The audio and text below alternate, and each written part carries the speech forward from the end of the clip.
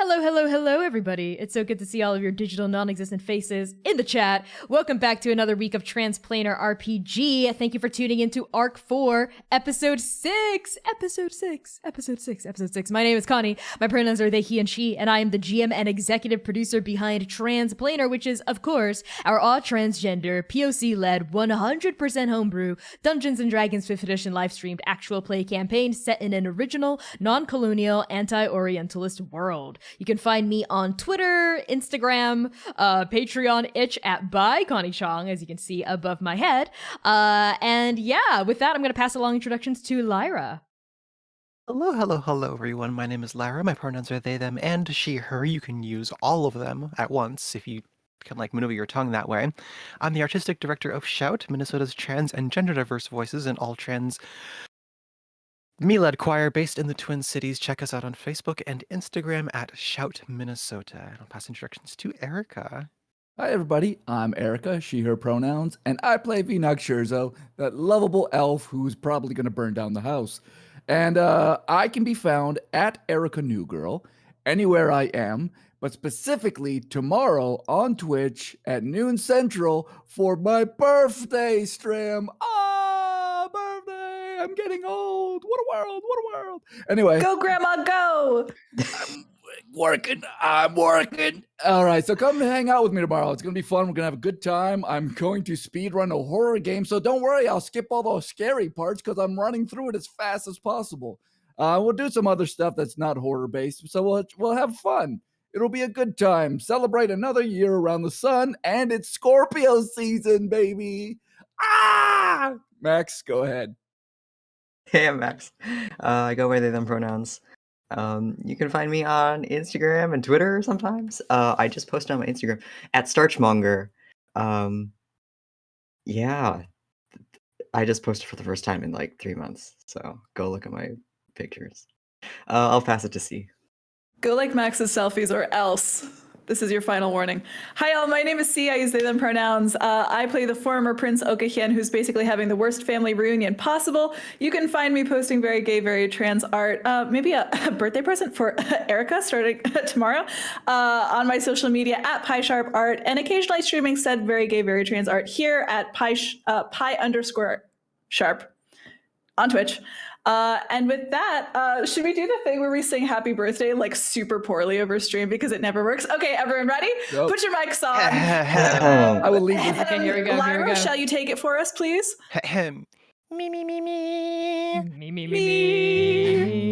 You are all off. Hey, I went an octave down, and then I did a third up to harmonize. Yeah. Happy birthday to you. Happy birthday to you. Happy birthday, dear Erica. Happy birthday to you. Thank you. Let's type in chat for Erica's birthday. Babo, stop drinking from my water cup.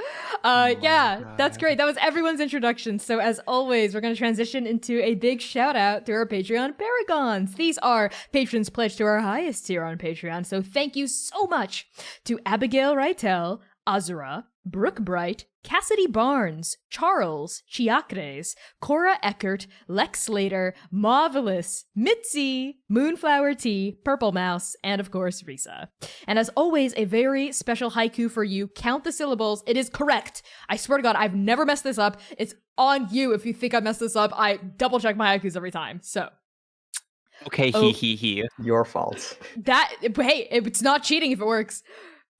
Oka is disowned. V forgets. V forgets and Dewey frets. Manaya chills out. There, I almost messed it up, but I didn't. Also, we're gonna move on from that. Might I direct your attention to some brand new channel point redemptions, including inspiration for specific PCs. That's right, you can spend channel points to give inspiration to Okamanaya, Dewey, V, or any of our miniseries guests. There's also a special redemption called Hot NPC Spotted, which we will be spamming all the time on this channel. Everybody loved that. Everybody hated that. And the most elusive, expensive redemption at the highest tier, Bonk Connie. good luck redeeming that, you heathens. With that, I'm going to pass things along to C. Oh my god, I was so startled that I was like, what are you talking about, me? So just so y'all know, all of Arc 1 and our very special Arc 1 interlude episode featuring the amazing talents of Gabe James Games and Critical Bard is now available wherever you get your podcasts. Those episodes release every Tuesday at the ass crack of dawn, starting with Arc 1, but we are now onto Arc 2. So like I said, all of Arc 1 is up. Consider leaving us a 5-star review on Apple Music. It really helps in supporting this stream, and we appreciate it. It makes me cry whenever I read the nice words that you say about us.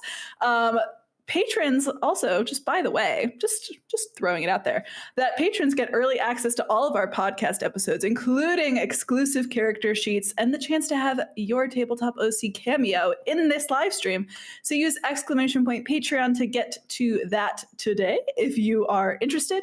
And finally, Volume 1 of Andake Anthologies streams episode 6 this coming Tuesday, which is, oh my god, I'm in the wrong place. Somebody help me. It's just this Tuesday, 26th. Excellent. The 26th, we are having that amazing stream. Don't worry, everything's going to be fine. Nothing is going to be wrong. Nobody's going to cry next session. It's going to be fine. Promise. Next session, Connie. focus on this session. Yeah, focus. We're going to cry here today too. Everything's fine. Erica, please make me stop talking, please. All right, somebody stop we're me. not talking about crime. We're talking about people being nice to us. All right, so we're going to change the subject. I love and we love to thank everybody who donates and gives monthly donations, subs, gift subs, cheers, hosts, and raids. And these are the folks who did that during Arc 4, Episode 5. Pie Sharp, Scruffusus, Erica Newgirl, Kasima91, Crude Imposter Nightbright, Risa Malima, Carpe Diem Live, and Quintastic. Thank you all so incredibly much. We appreciate it. Moving on to this episode, we are divesting from Twitch subsystem until Twitch gets its shit together, which we're waiting, Twitch. We're waiting here. So instead of a sub goal, we do have a donation goal of $200. And these are the fun incentives. $25, $50, $75, and $100. One random PC will get a point of inspiration. At $125, we unlock collective inspiration. At $150, we unlock an auto crit, which anyone at the table can use, including Connie. So we got to use it before Connie does. And finally, at $200, we get a huge lore drop from GM Connie. So please, at any time, you can use command donate in chat to pull up the donation link. And now, before we begin, dearly beloveds, Max, please remind me why we have gathered here today. We're gathered here today? JK, you can always get to the recap. Neatly updated, full of lovely recaps. By using the exclamation point recapped command in chat, we're going to bit.ly/transrecap. The T and the R are capitalized. Here is what happened last time. Oka has a tearful reunion with their mother, whom they intuit is dying of grief from having lost their child for 7 years. Whoops. The others, Dewey, Manaya, Raven V, meet consort Liu Baishi, the eighth wife and palace rumor monger. V remembers that the books that she tried to steal from the royal library so long ago was checked out by a Dr. O. Oka gets home to the guest quarters and takes a bath as Rev supervises and gives him a pep talk. Tonight's nightmare shows the face of Eudabathi's true paragon, the old woman V crashed into and gave a vial of her blood to in Raso, and she's now in Dabathati. Oka invites everyone to their sister Yaya's sword forms demonstration, where unfortunately the quarrelsome Prince Moa is in attendance. He angrily orders Toya to renounce Oka. To everyone's surprise, she does, and after a moment of shock, they all meet Oka's mother and other sister Liangya. They close on Rev promising to take care of Ardenhan's soul if and when she passes from this disease. I will pass it to Lyra for today's episode. If you put on a hat and you take it off and then you put it on again, are you recapped? Get out. I'm going to just turn off the Wi-Fi, I think. I think that we could be done for today. Yeah, we're done. Thanks for coming to the session, everyone. All right, moving on to the title of Arc 4, Episode 6. As always, the titles of our episodes are taken from poems or songs written by queer people, trans people, people of marginalized genders, international people, and or people of color. The title of this episode, I need to slow down, is Fluctuating Heartbreak. which is from Why We Don't Fall Down by Karol Mirakov. And the full verse reads as follows. Pause my music. Is it possible to lock a moon to a body in an evergreen frame of fluctuating heartbreak with orbital eccentricities, furious spirals to deep sky objects? Everything goes. Enough dust will make a star.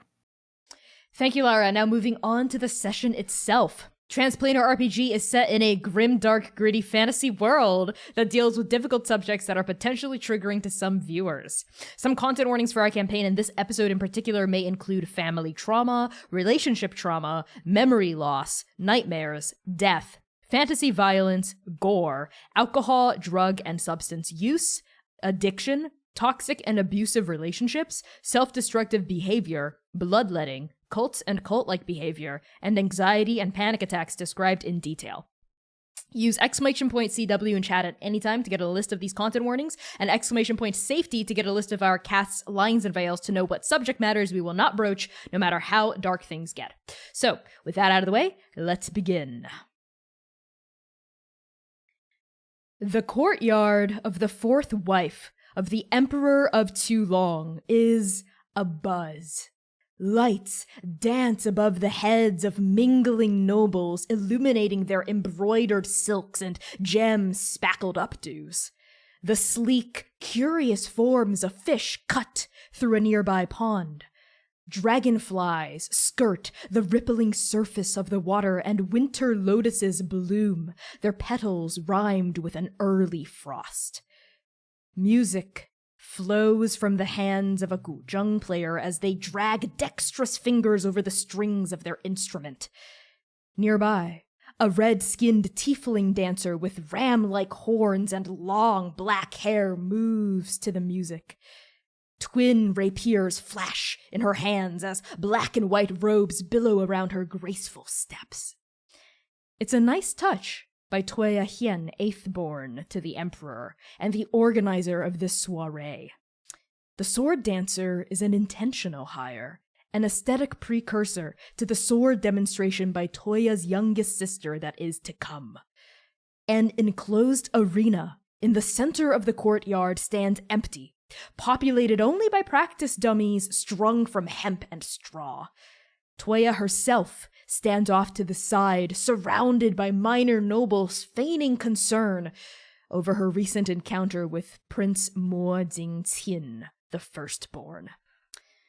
Toya's older sibling, Oka Hien, secondborn, stands next to their mother, the fourth wife of the Emperor.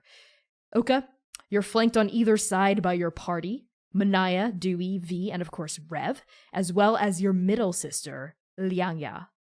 Across the courtyard, Toya intentionally avoids your gaze.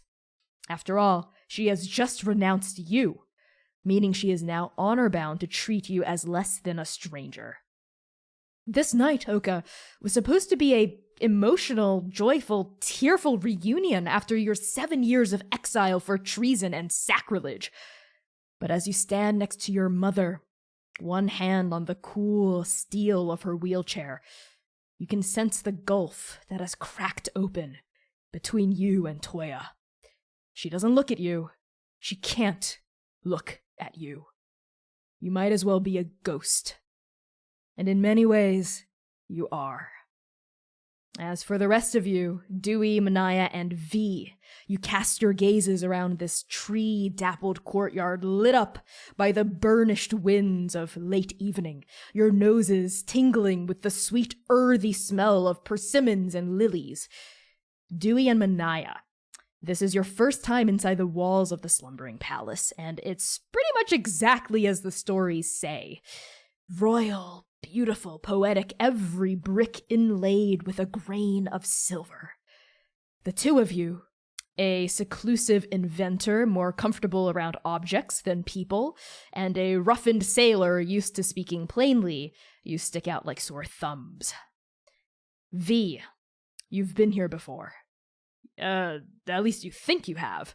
There is a hole, a gap, a static fuzz in your memory where the slumbering palace should be, like a gravitational well, distorting all recollections at their fringes. You remember sneaking into the palace decades ago on some ill-gotten mission to purloin a scroll about dragons or something from the depths of the slumbering palace's royal library. You remember getting into the Forbidden Stacks with its shadowy walls and moats of floating dust. You even remember trading something, a memory, in exchange for the book you sought, but what did you trade? What did you offer? What did you give up to the keeper of the stacks? The answer eludes you, like oil rolling off the surface of a lake. Oka, Manaya, Dewey, and V. Nobles mill around the courtyard, all around you, laughing and talking in the sweet roundabout tones of Tew. Your mission presses in like a shadow. The Emperor will be assassinated on Raven's Head, the first day of winter. You have 3 weeks to find this killer, starting with the treasonous spouse colluding with them. What do the 4 of you do? I think Oka, who continues to kind of look after Toya, just glancing over their shoulder every now and again, just almost constantly, there's this kind of energy that they have that seems like tangled up. Their like foot is pacing, but unlike I think how the party has ever seen them act before, it doesn't manifest itself as a sword fight or a shouting match or a fit of rage. And this like ball of rage and pain and barbed wire that Oka is comprised of seems to just like melt in the presence of their mother and their sister. And instead, they're like busying themselves kind of checking on their mom and looking at Toya's books and like talking to her in like quiet tones and just kind of like putting a hand on their mom, and then they move over and like ask her if she's okay. And there's the like softest expression that any of you have ever seen on their face before, as they're kind of just trying to busy themselves with taking care of their family. I really like that. What about the rest of you? I think at this point, V takes in the scene with Oka and their family, kind of like takes a little note, but then quickly sort of like wipes, sort of like shakes that off and is looking back now to the crowd and maybe looking around at all the different personalities in the room. Based on the little quick family tree we got earlier from Oka, I think V is sort of trying to find her mark, so to speak, I guess, to put it in V's terms. And so I think she's slowly like walking away from the group, but not exactly leaving the group yet, as she's scanning the room, seeing where everyone is. And I think she's kind of most interested in Queen Gua, and kind of maybe is looking out because she knows that the queen loves gambling, and so I think she's the most curious about her. Okay, That make a charlatan perception background. check. Yeah. That charlatan background coming back into play.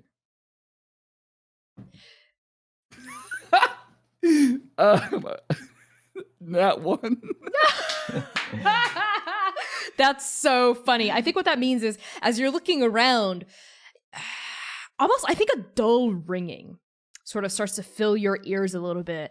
The smells of the slumbering palace, these curved trees, their branches, these beautiful petals, the persimmons flowering, it's all bringing back memories you've suppressed or have forgotten about long ago. And I think you just sort of, there's a moment where you're standing still and all the nobles of the court are just milling around you, almost sort of like a time-lapse photograph, as V, you're just stood there like sort of tunnel visioning a little bit. And with your nat 1 perception check, I think what that means is, instead of you approaching anyone or noticing anyone, someone notices you. And you hear a voice go, "Well, hello there." And you look up to see an elven demi-man. He's got this long black hair pooling in these splendid waves that go all the way down to his feet. You know, and he's got like a retinue of servants like picking up his hair in like a train behind him, at least like 3 or 4 long, to make sure that it doesn't like completely hit the ground. He's dressed in these like really ostentatious robes. There's like a big like cowl that fans out almost in like a Nabalish fashion. And you see like gems studded in like a Jukan fashion, like down one side of his robe. And then like, he's wearing like bangles in a Talmadi fashion. Like he seems to like to collect little things from like each of the 8 nations. And he looks down at you because he's like 6'3" maybe. "Aren't you a pretty little thing? You've got the aura of a, actor about you, am I right?" I've been known from time to dabble in the performing arts when necessary, sure. You know, if you need to call on someone to hop into some type of situation, I'm your gal. My name is Victoria. Victoria, ooh, what an exotic name. I've never heard of a Victoria. Is that how you... Never mind. Listen, I am casting for a lead for a play that I'll be directing. And this man very like throws out one long-sleeved robe, and like a servant like rushes forward to make sure the sleeve doesn't hit the ground. Like they do like a football catch, like on the ground. And he reaches into this like gap of his robe and pulls out like a little scroll, like a little flyer, and hands it to you. And written in Tew, it says, "Consort Tao Gushen's reimagining of the Paragon War." He hands it to you. "Will you show up?" When do I have to audition, or am I in? What's Oh, you'll have to audition, but I love your cheekbones. Ooh, and the scales. Are those plastered on? And he reaches in with like a long manicured. Oh. A lady does not let just some random stranger touch her on the face. I would think you'd have some manners based on your decor. You have passed my test. Only a shameless harlot would allow a strange person to touch her face without warning. Good job. Your eyes. Well, you know, I've been told that I am a temple. Even my blood is invaluable. I like that. You have a very poetic manner of speech. Your eyes, were they born that way? The 2 different colors, I've only ever seen that in dogs. Well, you could say that I wasn't born with the different color eyes, but let's say I was born onto a path in the woods. This is very like all of a sudden getting into like Chew, into a pathway of a forest that led me to a situation where my eyes began to see with all new colors. Well, I do like strolling about in the woods. Perhaps our paths will cross one wintry night. Raven is coming up. Before he continue, 2 voices cut in. One voice goes, "Dad, Dad, Dad, Dad." And the other voice goes, "Shut up, shut up, shut up, shut up." And you see these 2 elven twins, like half-elf twins, like come up to either side of their father. And the one that's like saying "Dad, Dad, Dad" is like pulling on their dad's sleeve, saying, "I really want to feed the fish. Can I feed the fish? I want to feed the fish." And the other twin goes, "Just stop it. Wrong. The fish are fine. Remember the last time you overfed the fish at Consort Liu Bai Shi's courtyard? You killed them all." "Well, I didn't know they were on a strict feeding schedule, but hey, it's Arden's place, right?" "That's the 4th wife to you. You have to use the honorifics." Yeah, whatever. Can I feed the fish, Dad, please? Please?" Wrong. May, you're 16. Make your own decisions. Grade 8. And the 2 teenagers start peeling off. Children, am I right? They are both our greatest curse and our greatest gift. You could tell me that again. They got their father's good looks, but their other father's lack of brains. Well, anyway, we won't let the other father know that. Oh, no, he's off. He's not here anymore. He went off to... Well, it's a long story. He's gallivanting off in Talmud somewhere, I bet. But... Listen. You should audition. I'd love to see you there. These are the dates. Like, presses, like, on the audition dates on the flyer and then, like, pushes it into your hands. V will take it, and how far away are these dates? Are they like tomorrow? Or are they In a week, maybe? Yeah, in a week. okay? All right. Well, thank you. This is quite lovely. I will do my best to clear my. And this is a paid gig, correct? I do nothing for free in my life. I learned long ago. Of course. All actors of cast will be compensated handsomely. And also, if you get the lead role, you'll be headlining. Well, I suppose there are technically 8 lead roles, but really this is too long, so of course the lead role will be the Paragon of Mengchen Zhidi. Oh, well, why settle for that, Paragon, when you could... Never mind. No, what? Never mind. You know, I will be there. I will do my best. You know, I'm but a humble elf, and we'll see what... May the cards fall where they may. May the cards fall where they may. And Consort Tao Gushen sort of like does like a little bow to you in front of you and then jerks his head toward his retinue who pick up his robes and his hair and his sleeves and carry him off. Now I think we're gonna rubber band back to Oka.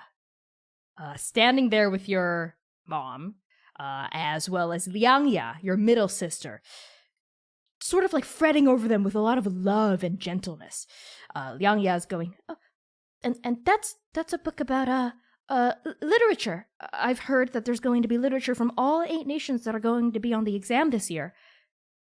Right, that's... Have you really still been studying? Of course, basically every day and every night since, well, ever. Yeah, but what about the... They're not... What about the... And Oka kind of looks up into the starless sky, insinuating the, world-ending apocalyptic event that we all went through a few months ago. Well, the world may have ended, but tests still need to be graded. I almost forgot about tests. You're gonna do great. Okay? You could have taken those tests years ago and passed. I know. Mom even said that maybe I should have taken it early. I probably could have gotten an exemption when I was 16, like the twins did. Princess Tao's. But I want to be ready. I wanted to be really ready. And I want to see how well I can rank in place. Liangya, you're gonna destroy them. You're literally the smartest person I've ever met in my life. Ever. Oh, I wouldn't say such things. To say it is to, of course, is to disgrace our mother-father, who is the dream blessed. Oka kind of rolls their eyes a little and then catches themselves and goes, Pe. Huh? Happy? Okay. Well, oh, it looks like your friend has gone off. She says, sort of like indicating V, who's wandered off at this point. Oka looks a little worriedly after V, and especially as the 6th husband approaches, they're like, oh, God, okay. They try not to have a conniption, and it's okay. She can, honestly, I think she can take care of herself. Okay. So, are you gonna go off and mingle, Oka, or are you gonna stay here with me and Mom? Me? And Oka kind of looks around the crowd. How many people are looking at me is actually a question I have. Pretty much every single noble within your vicinity is like sneaking glances at you. They've got their fans open. They're clearly whispering in like hushed tones of two, like about you. Maybe, and they look kind of through the crowd to where Toya is. Let me go talk to her.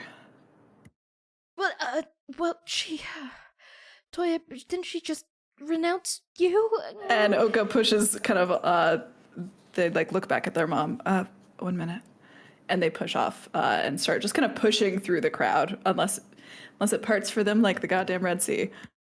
It does. Lianya sort of frets on the spot, like clutching her books, and your mom lets out a Makoya, Oka. Yeah. Because she knows she like can't control you as you like part through the crowd who step away like looking at you. You've definitely got a scarlet letter on your back etched in your own blood. As you approach Toya, the second oldest Hien sibling, surrounded by these like petty nobles and these like minor royals, right, who are all like fawning over her. As Oka approaches this group of nobles, they do kind of, they hold some kind of power here, and they do know enough about that to wield it in a way. And as they approach, they kind of incline their head and speak low, but they ask, could you please give us a minute?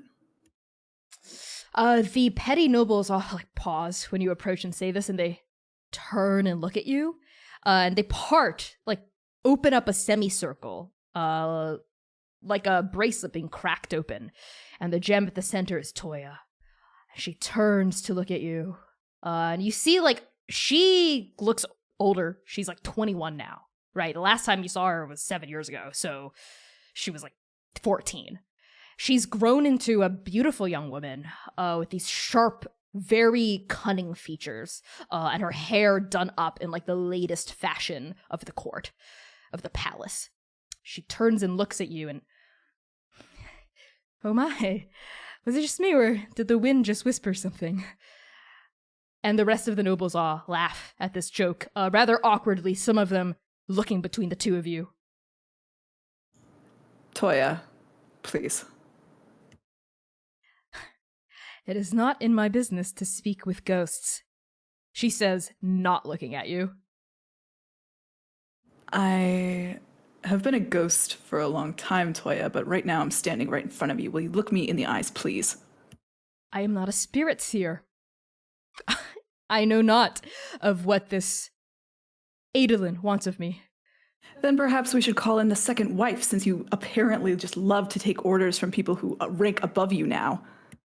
When you say that, that's finally when Toya snaps her sharp chin back at you, and she takes 3 steps, closing the distance between you, and jabs a finger in your chest, and sort of says through gritted teeth, like her eyes, her blue eyes flashing with anger, you see a reflection of your own expression in her face, because she is your sister, she's just several years younger than you. You can't do this, Oka. You can't just leave and come back. Like, nothing has changed. Everything has changed. And Oka kind of is startled, looks down at her finger, looks up at her.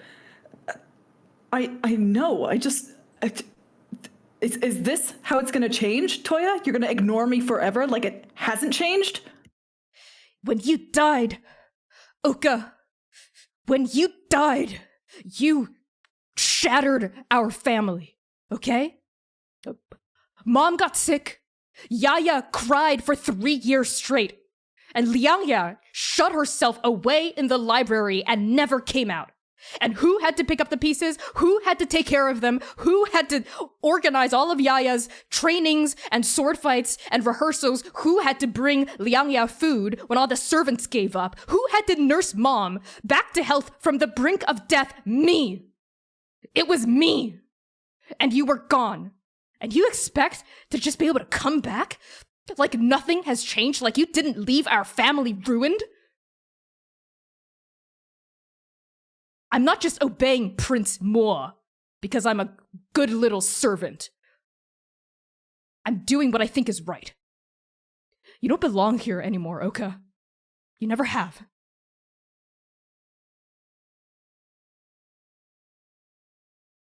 Shit.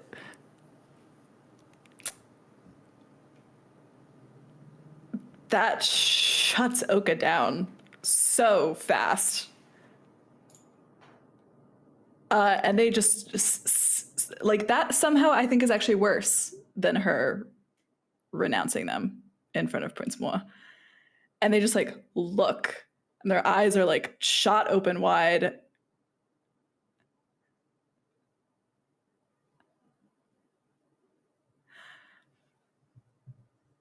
Oh. An expression of regret flashes over Toya's face for like just half a second. Like she regrets what she just said. And for like half a moment, it looks like she might apologize or hug you. But then her face closes up again and she just goes, like I said, I am not a spirit seer. I cannot speak to the dead. And she turns and closes the circle on you. Oka stands at her back for like a long moment, and their hand like reaches out, like they're gonna touch her on the shoulder again, and like just like an inch away, they pause and their hand folds up again. And they turn and they find the nearest, like they're gonna go into the house or something. Oh yeah, they're gonna go into like they're gonna go into the house or something, and they like shove somebody out of the way. You know, like they just maybe they shove Dewey by accident. They shove somebody out of the way, and they just like go into somewhere that they feel like they can be alone. Yeah, okay. As you just shove past Dewey and like go back into like your family home, we're gonna now swing the camera to Dewey as Oka bristles past you. Right. So Dewey, you're in the middle of this courtyard. You stumble a little from Oka bumping into you, surrounded by these nobles. What do you do? Up until this point, I think Dewey has been sort of awkwardly. There are like crowds, like small circles of people talking to each other. Dewey's been on the outside, sort of moving from. I assume there are servants bringing food around, and he kind of like, oh, he spots a thing and he like moves to that servant and like grabs a thing, stands there eating it and like listening on the conversations around him, until he spots another servant and like moves to them, and grabs something else to eat, and then like listens in on the people around there. But then he gets shaken out of this by Oka stumbling past him, and he's snapped out of his like sort of investigative trance, if you will. Seems like things have gone bad, so he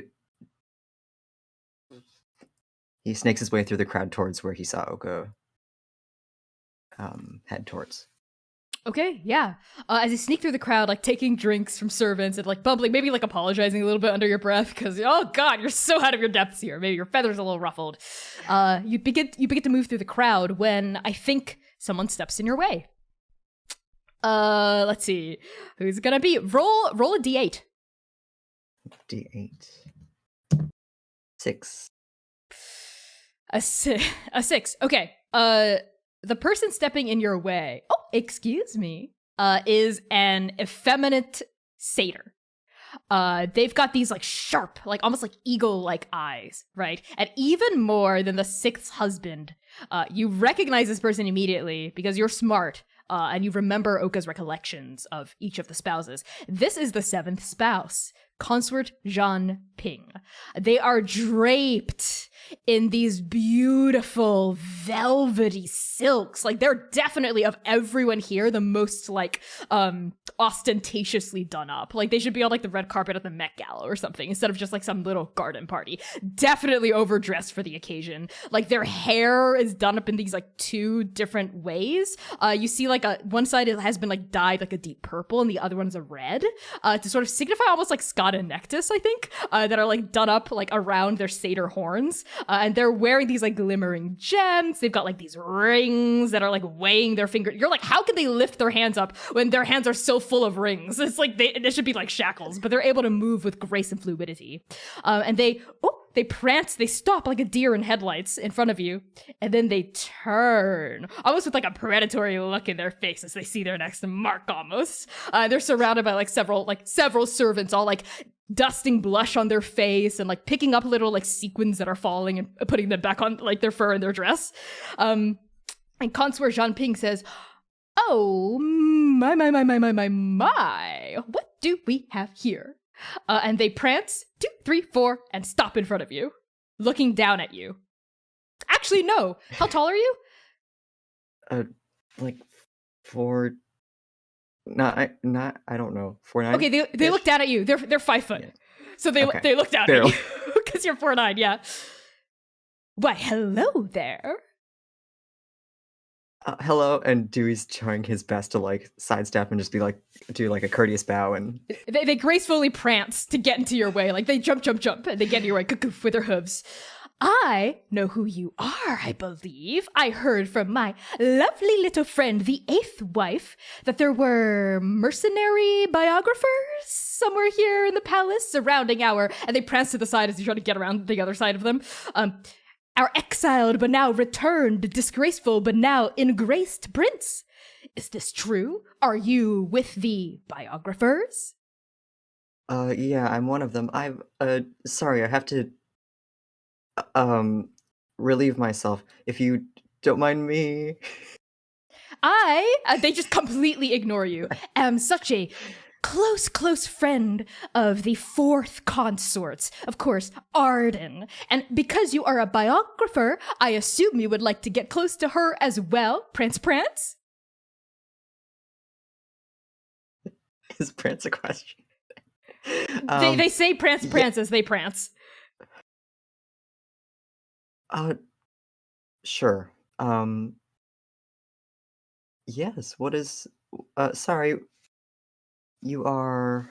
My name is, of course, I am the 7th spouse, Consort Jean Ping. And at that, their servants like let out little poppers, and like little fireworks go off behind them.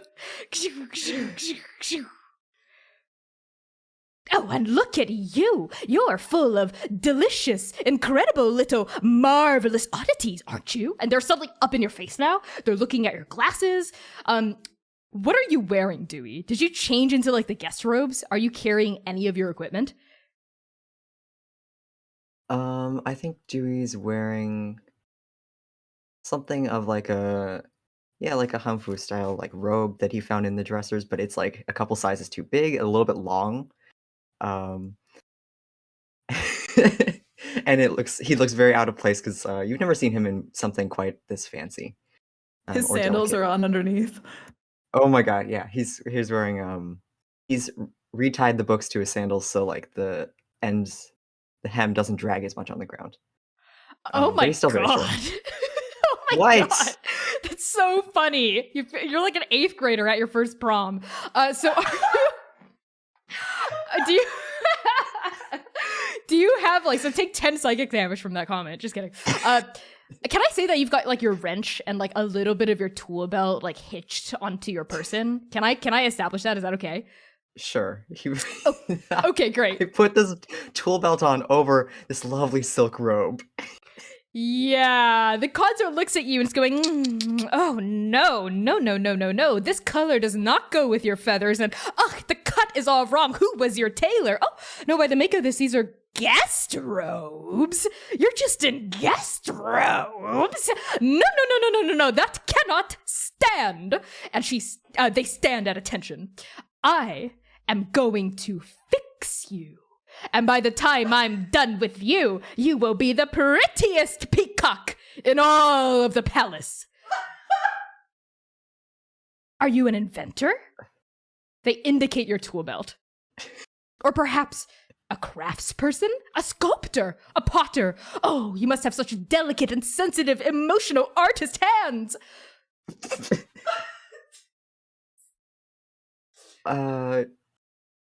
I'm a writer. I would decorate myself as finely as you, but it would weigh my fingers down, you know. You know what would be perfect on you?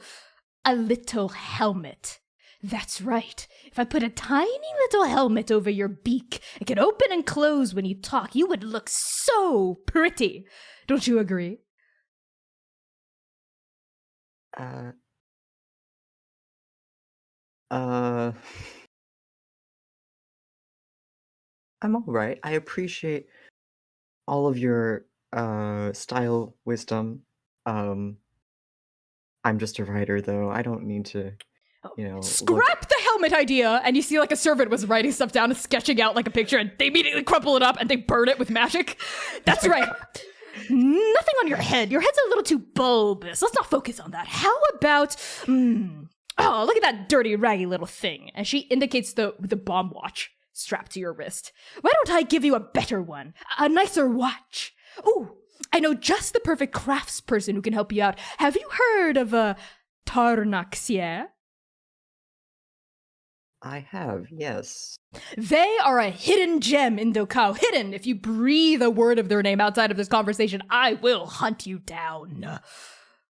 But they're beautiful. They'll make delicious, incredible watches for you. I'm sure they will. Ooh, and their wife, the gorgeous Kilohana from down south. Ooh, Hanahi, she immigrated here a couple weeks ago, a month ago almost at this point, before the Dream Shield came up, escaping some sort of storm or something down south. I wasn't really paying attention when they were speaking, but I was so enamored by their dynamic as a couple and how they work together to create these magical objects and sculptures and structures. I think you could benefit from that, don't you think? Yeah, for sure. I have been meaning to get an upgrade, if you will, on this whole thing. He holds up his wrist. They snap. You, and you. They indicate 3 of their servants. Let's start working. And they try to pivot you away from where Oka is to whisk you off to a corner of the courtyard to start doing you up. I think you hear a screech and then Dewey gets pulled into the crowd. Like a blood-curdling shriek of desperation and fear. And then like a million silk robes are thrown onto your face. And with the of colorful silk robes, when we pan away, we're gonna see Manaya. Manaya, your party has been ripped and torn and separated to the 7 winds of Andake. It's you and Rev standing next to Arden and Liangya. What do you do?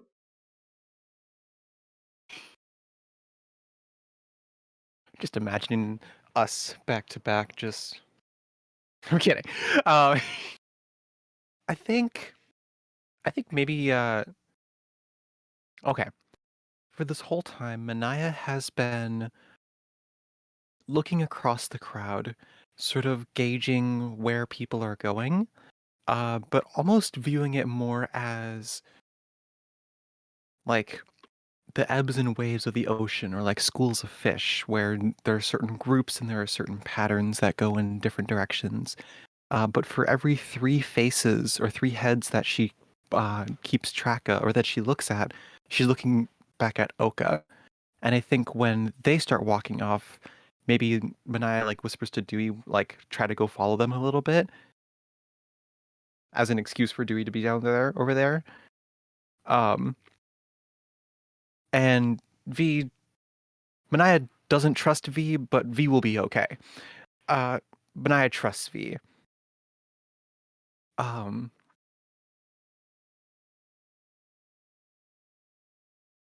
Yeah, but she's definitely she's not trying to be unapproachable, but she is definitely more focused on the room and the crowd at large as opposed to a specific person. Okay.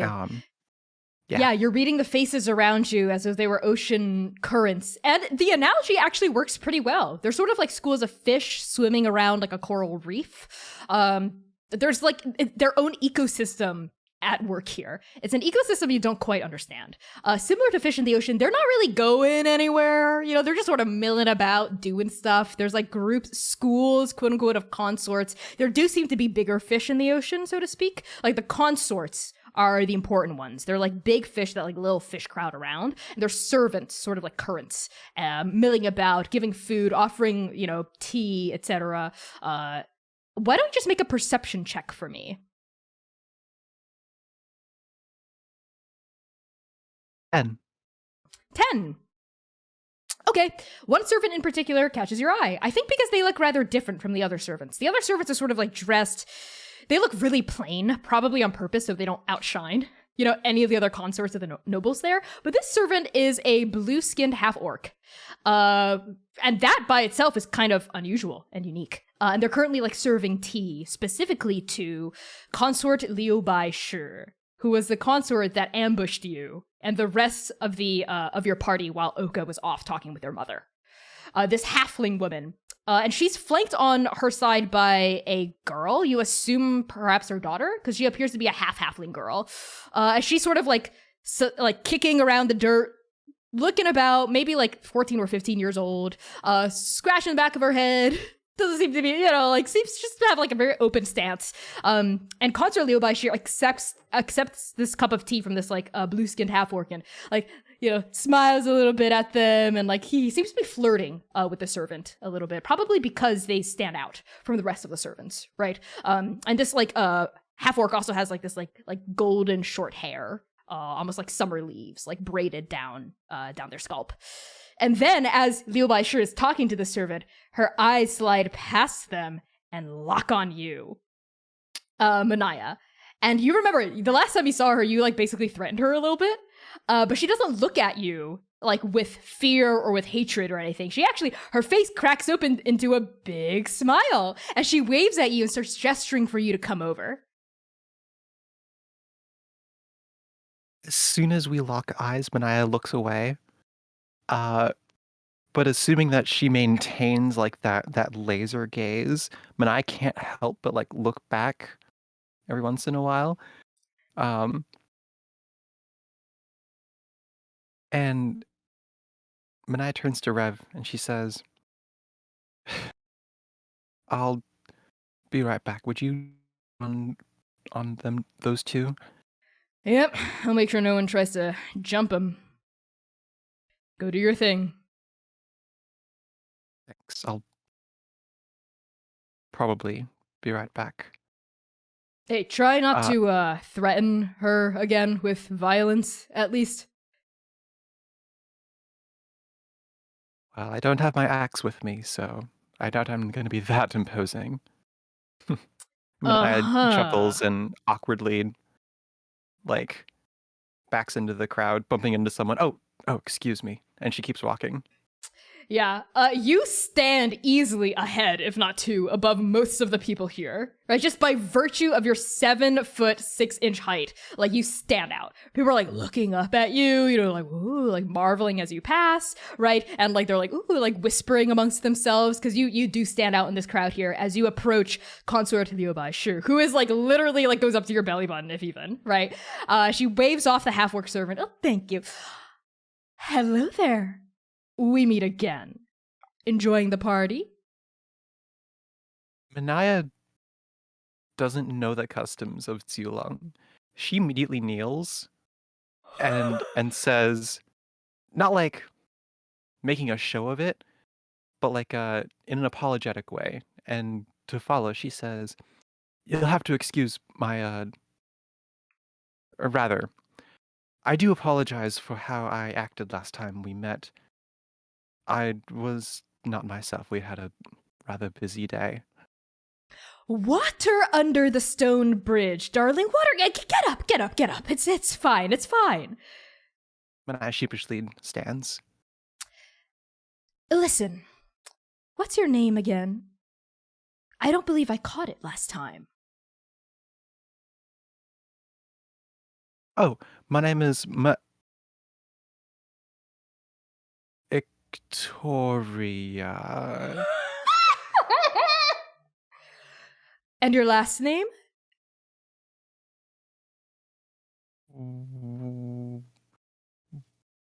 Waters. Victoria Waters. What an odd name. I suppose I must have been mistaken. I thought you were, well, you look very similar to someone else here in Dokao. It's striking, even. In the face. My family has been around. Would not be surprised if they had siblings or family members around Andake. Oh, really? Then are you I didn't familiar know with about. Jada Gao? Can't say that I am. She's an imperial exam instructor, a teacher here in Dokao. The best, actually, in the entire nation. You just look very much like her. I knew I recognized you from somewhere. Can I get that name again? Jada? Yes, Jada. Jada. Gao. Gao. Thank you.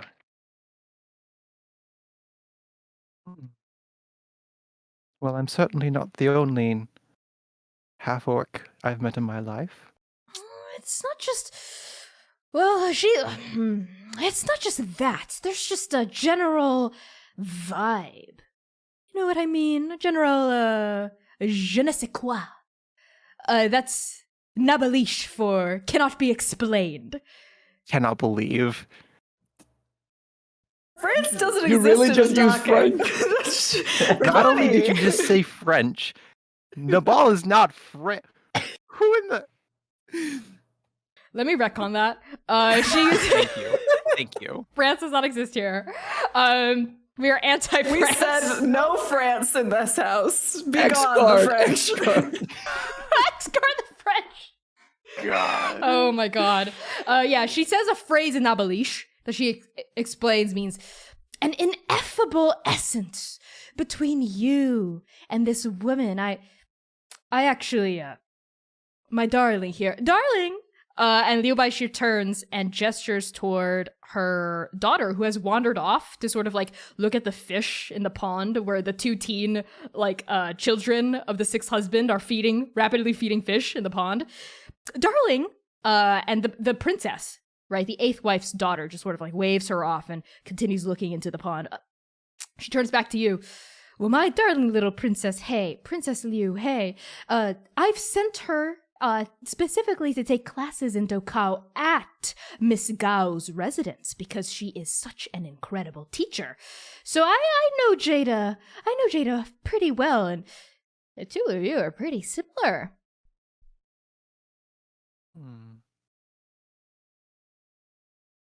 I wouldn't count myself among teachers, but... Well, it's not like that's a hereditary trait, darling. Manaya awkwardly chuckles along. Well, how about this? The entire garden is abuzz about how you are actually part of a retinue of biographers, here to tell the thrilling life story of the disgraced and now re-graced prodigal prince, Oka Hien. I would love to be interviewed for that. I think my perspective would be quite invaluable. And in exchange, she pulls out a little scroll and writes on it, then hands you the address to Jada Gao's teaching residence. It's in Dokao, just a couple minutes walk from the palace. Why don't you go talk to her? Oh, I'm just the bodyguard, and I don't even read suit, she says as she looks down at the parchment. Don't worry, if you go, then you'll just owe me. How about that?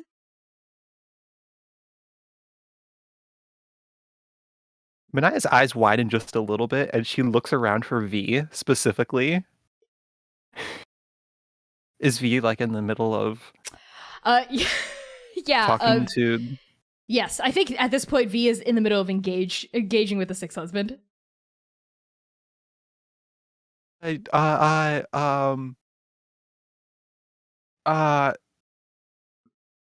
Sleep on it, or maybe don't. Our nightlife is quite bustling. And she like folds the address into your hand. Or, if it'll help you make your decision faster, think of the visit as a way to make up your former rudeness toward myself when I was simply trying to introduce myself to you and the rest of your party. Manaya's eyes widen further, and she like abruptly closes her mouth. She was about to say something. Of course. Clever girl. And if you learn anything from Jada, remember, you owe me. And she turns and starts like sauntering off. Manaya is breathing heavily. She started to sweat a little bit. She doesn't do this diplomacy thing, and I think she looks around a little frantically. For V again, it takes 2 deep breaths, calms herself down, and walks back to Rev. And the first thing she says when she gets there, Rev. Yes, I messed Manaya. up. I could smell the awkwardness in the air from here. Yeah, you're not really good in these situations, are you? Hey, I'm a sailor, not a diplomacist, all right? I'd thought that as a sailor you would have learned all sorts of customs from all sorts of places, but it appears the only thing you learned was how to spit well, eh? I couldn't even do that well. Manaya. Let me show you. Come on. And Rev turns to the side and shows you and starts spitting. God. Oka's mom is in her wheelchair, like looking like, oh, do we really have to? Okay. She looks a little weaker after Rev spits. Maybe on that, we're going to cut to the interior building of the complex, into Oka's familial home. Oka, you have found a, let's say, quiet part of the building for yourself to sort of just like recollect yourself after that confrontation with Toya. Why don't you tell me what part of your home you're in? I am in the tea pantry specifically, because it smells really, really good. And it has a bunch of different, like, not just tea, it's like all the drying like spices and herbs, and it's, really like, well, obviously extremely well stocked. So Oka would come in here when they were a kid, I think, and just like sit in the smells and let that overpower whatever it was that they were feeling. I think that they threw most of their tantrums in here. So they have kind of just like retraced their steps from like that, all of those memories of being like sad and angry and crying and coming into the spice cabinet to cry. And they're kind of like sitting against the wall so much, like they can't like fit in this, like underneath the cabinets in the same way that they used to be able to. So they're like leaning against one of the walls and like just kind of like they cast light in their hands. And I think that every now and again, like a little ripple of this red lightning just kind of peels over the light, kind of like it's alive somehow. And they're just like turning it over their fingers. And like the fact that it's still here, I think is like, they're just trying to calm down, and they're just looking at the light and watching the lightning go. Surrounded by these spices and this memory of comfort, you're rather distracted, so you don't notice her until she speaks. A voice approaches. Oka? Oh God. Oka's face flies up, in alarm, and I think the light snuffs out. You're plunged into momentary darkness, and you see silhouetted against the light from outside, like on her way into the tea cabinet, you see your youngest sister, Yaya. Sambaya Hien, 16th born, the very last child of the emperor, and the person whose sword fighting demonstration everyone is here to attend. She's standing there, she's dressed up in like the costume of like sword fighting, that the special ceremonial garb you would wear to show off your sword skills, and she has her sword is sort of like strapped to her back, lackadaisically.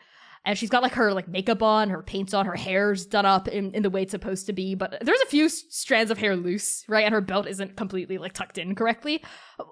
And her face, this 14-year-old face, still got some baby fat, right, around the cheeks. She's like looking at you wide-eyed.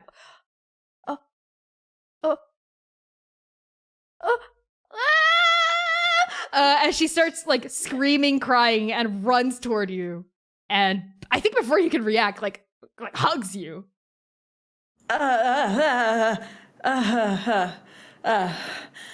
Okay, okay.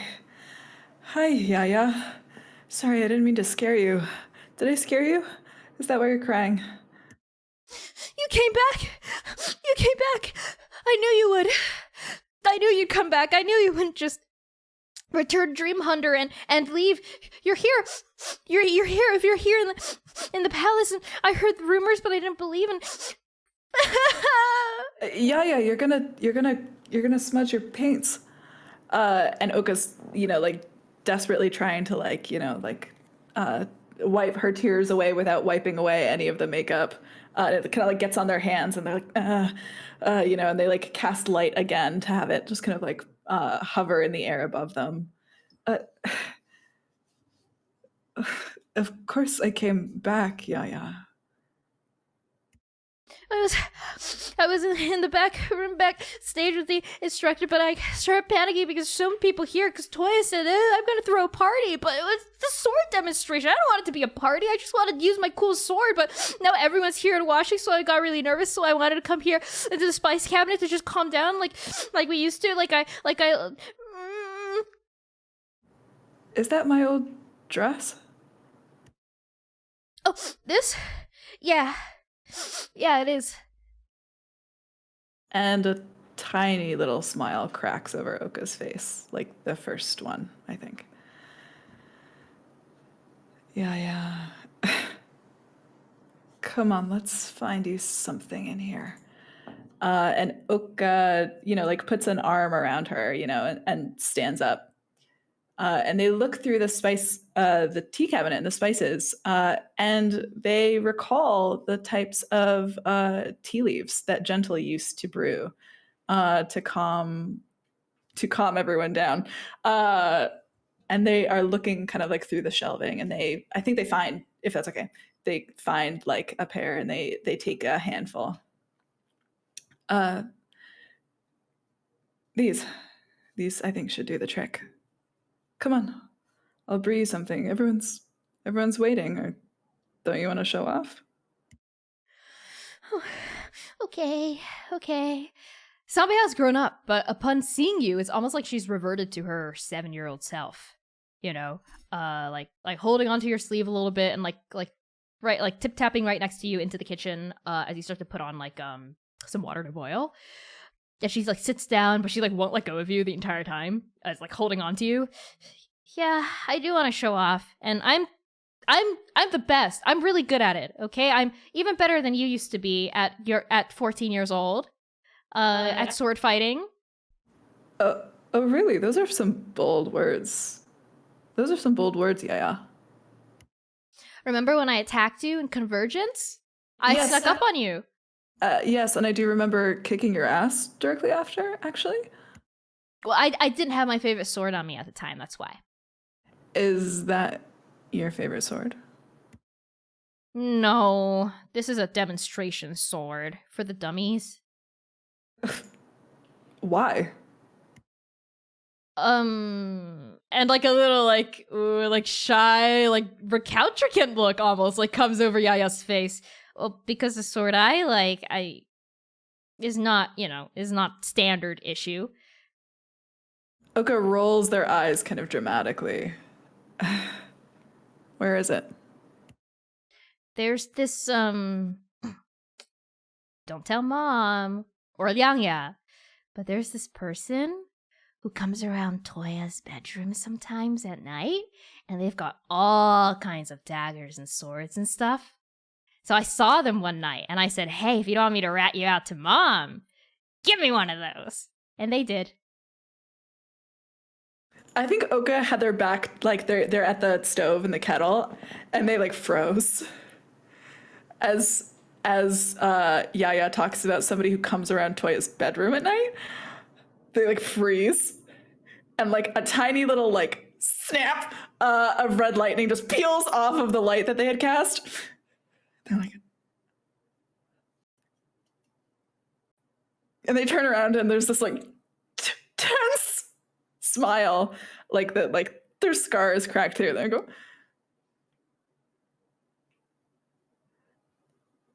yeah, What? They're gonna collect themselves. Why don't you go get that one? Wait, really? Yeah. Okay. She looks torn between wanting you to come, but like wanting to be fast. Don't leave, okay? I'll finish the tea. Okay. By the time I get back, the demonstration probably starts, so I'll come back here, I'll drink the tea, and then I'll get out. And she like peels off and like runs and scampers and like disappears into the bowels of your home. As soon as she's out of earshot, Oka goes, I'm gonna kill them. Okay, we're good. Okay. And they make 2 cups of tea with Gentle's brew. And they wait for Yaya to come back. Yaya returns soon enough, scampering, right? I think like before she comes back, you hear Toya's voice, magically magnified throughout the garden, says, all right, thank you everyone for coming. The sword demonstration will begin in just about 5 minutes, so please take your positions around the ring. And Yaya, this is your 5-minute warning. And you hear like some laughter, you know, from the audience. And then like the voice dies down. And that's when Yaya like comes peeling back, and she's got similar to you, a sword wrapped up in fabric. Okay? Strapped to her back. And it's almost as big as she is. It's like a 2-hander, which is not the kind of sword that Tulongan royalty use. They use one-handed light xians. Right? They do not use these massive 2-handers, so she's almost like stooped over from the weight of it. Okay. All right, see you soon. And she starts to turn and run. Toya. Let's check the balance on that. Yeah? And then you hear the voice go, it's your 1-minute warning. Sambaya, don't make your older sister look like a fool in front of all these incredible nobles. Like more laughing, you know, from the court. Oka kind of like after, you know, it's like, do you want me to go out with you? No, you're gonna embarrass me in front of everyone. No, just stand stand next to the 8th consort's daughter. She's my friend, remember? Hey? Liu Hei? Oka tries to remember a 7-year-old in their memory. They do a pretty good job, I think. I remember she threw a lot of tantrums. Yeah, and like she would throw up every time she didn't get what she wanted? Yeah. Okay, she's not like that anymore, but just stand next to her, because I told her where to stand for the best seat in the house. And then both of you hear Toya's voice go, 30 seconds, Yaya, I hope you're ready. Okay, just be, and they kneel down. I'm so glad I made it in time to watch you. I came back special just for this. So glad you're here too, Oka. Really? Well, I'm gonna kick some dummy ass. And she turns and she like runs out of there. I'm like so excited to show you what she's learned. Oka's like, I gotta go watch my sister kick dummy ass. Okay, I'm fine. They shot the rest of the tea. And they burn their tongue. They go, they leave their house.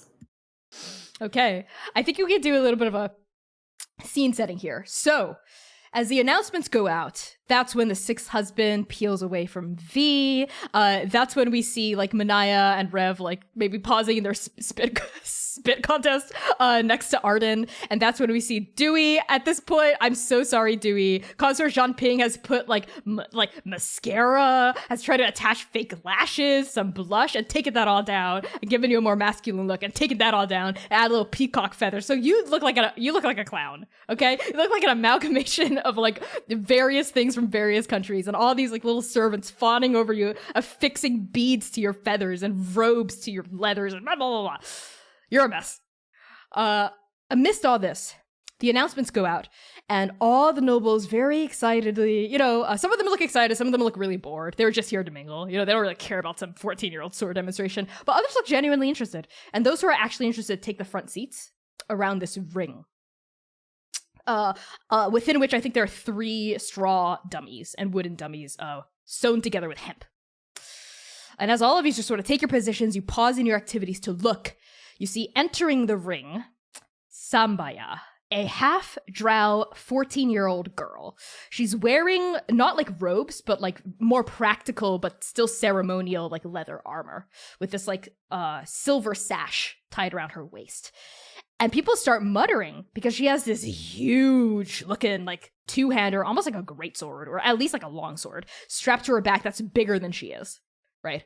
And it's like wrapped up in cloth. People are like whispering, like, what? What's going on? Where's the rapier? What about the tian? And like people are like, what? You know, like murmuring amongst themselves. And the instrumentalists pause, they glance at each other, they shrug, and they start playing like the sword demonstration like music. Right. And it starts to play. Yaya takes a deep breath as these runes light up underneath the dummies. Like light comes up and the dummies come to life.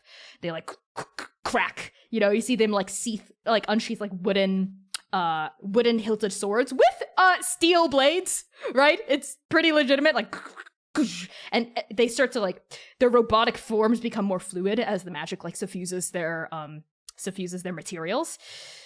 Gaia stops, taking a deep breath in. She opens her eyes.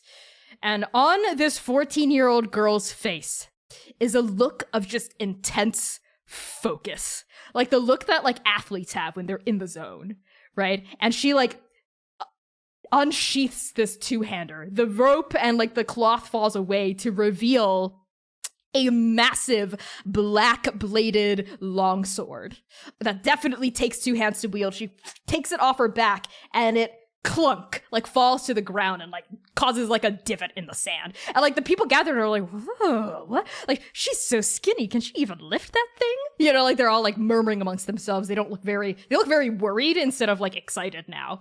And then the dummies lunge forward. And then Yaya starts to fight. And if you know that boss in Bloodborne, that's just a huge wolf carrying a sword in its mouth. It's like that. So she has gotten a lot stronger, Oka, since you last saw her. Definitely enough to like heave the sword around, but she's kind of almost using it to her advantage. Like the massive weight of the sword, instead of trying to like throw it around like a big muscular woman, like a half-orc mercenary that you might remember, Oka, she's using it almost like a lever. And she's using like a little bit of momentum from her body to just let the blade do the work for her. So she hoists it forward and just in a single slice cuts down one of the dummies, right? And as the sword flies through the air, she lets the weight of the sword propel herself forward and she kicks the other dummy in the face and like lands down, right? And then she, with a massive motion, poof, like cleaves it down. And from like the down chop, she like cuts the other dummy in half and she like seesaws herself into the air, lets go of the sword, and like smacks the other dummy onto the ground, pulls out twin daggers that she had hidden in her waistband and like starts stabbing it to death, like violently from the face all the way down.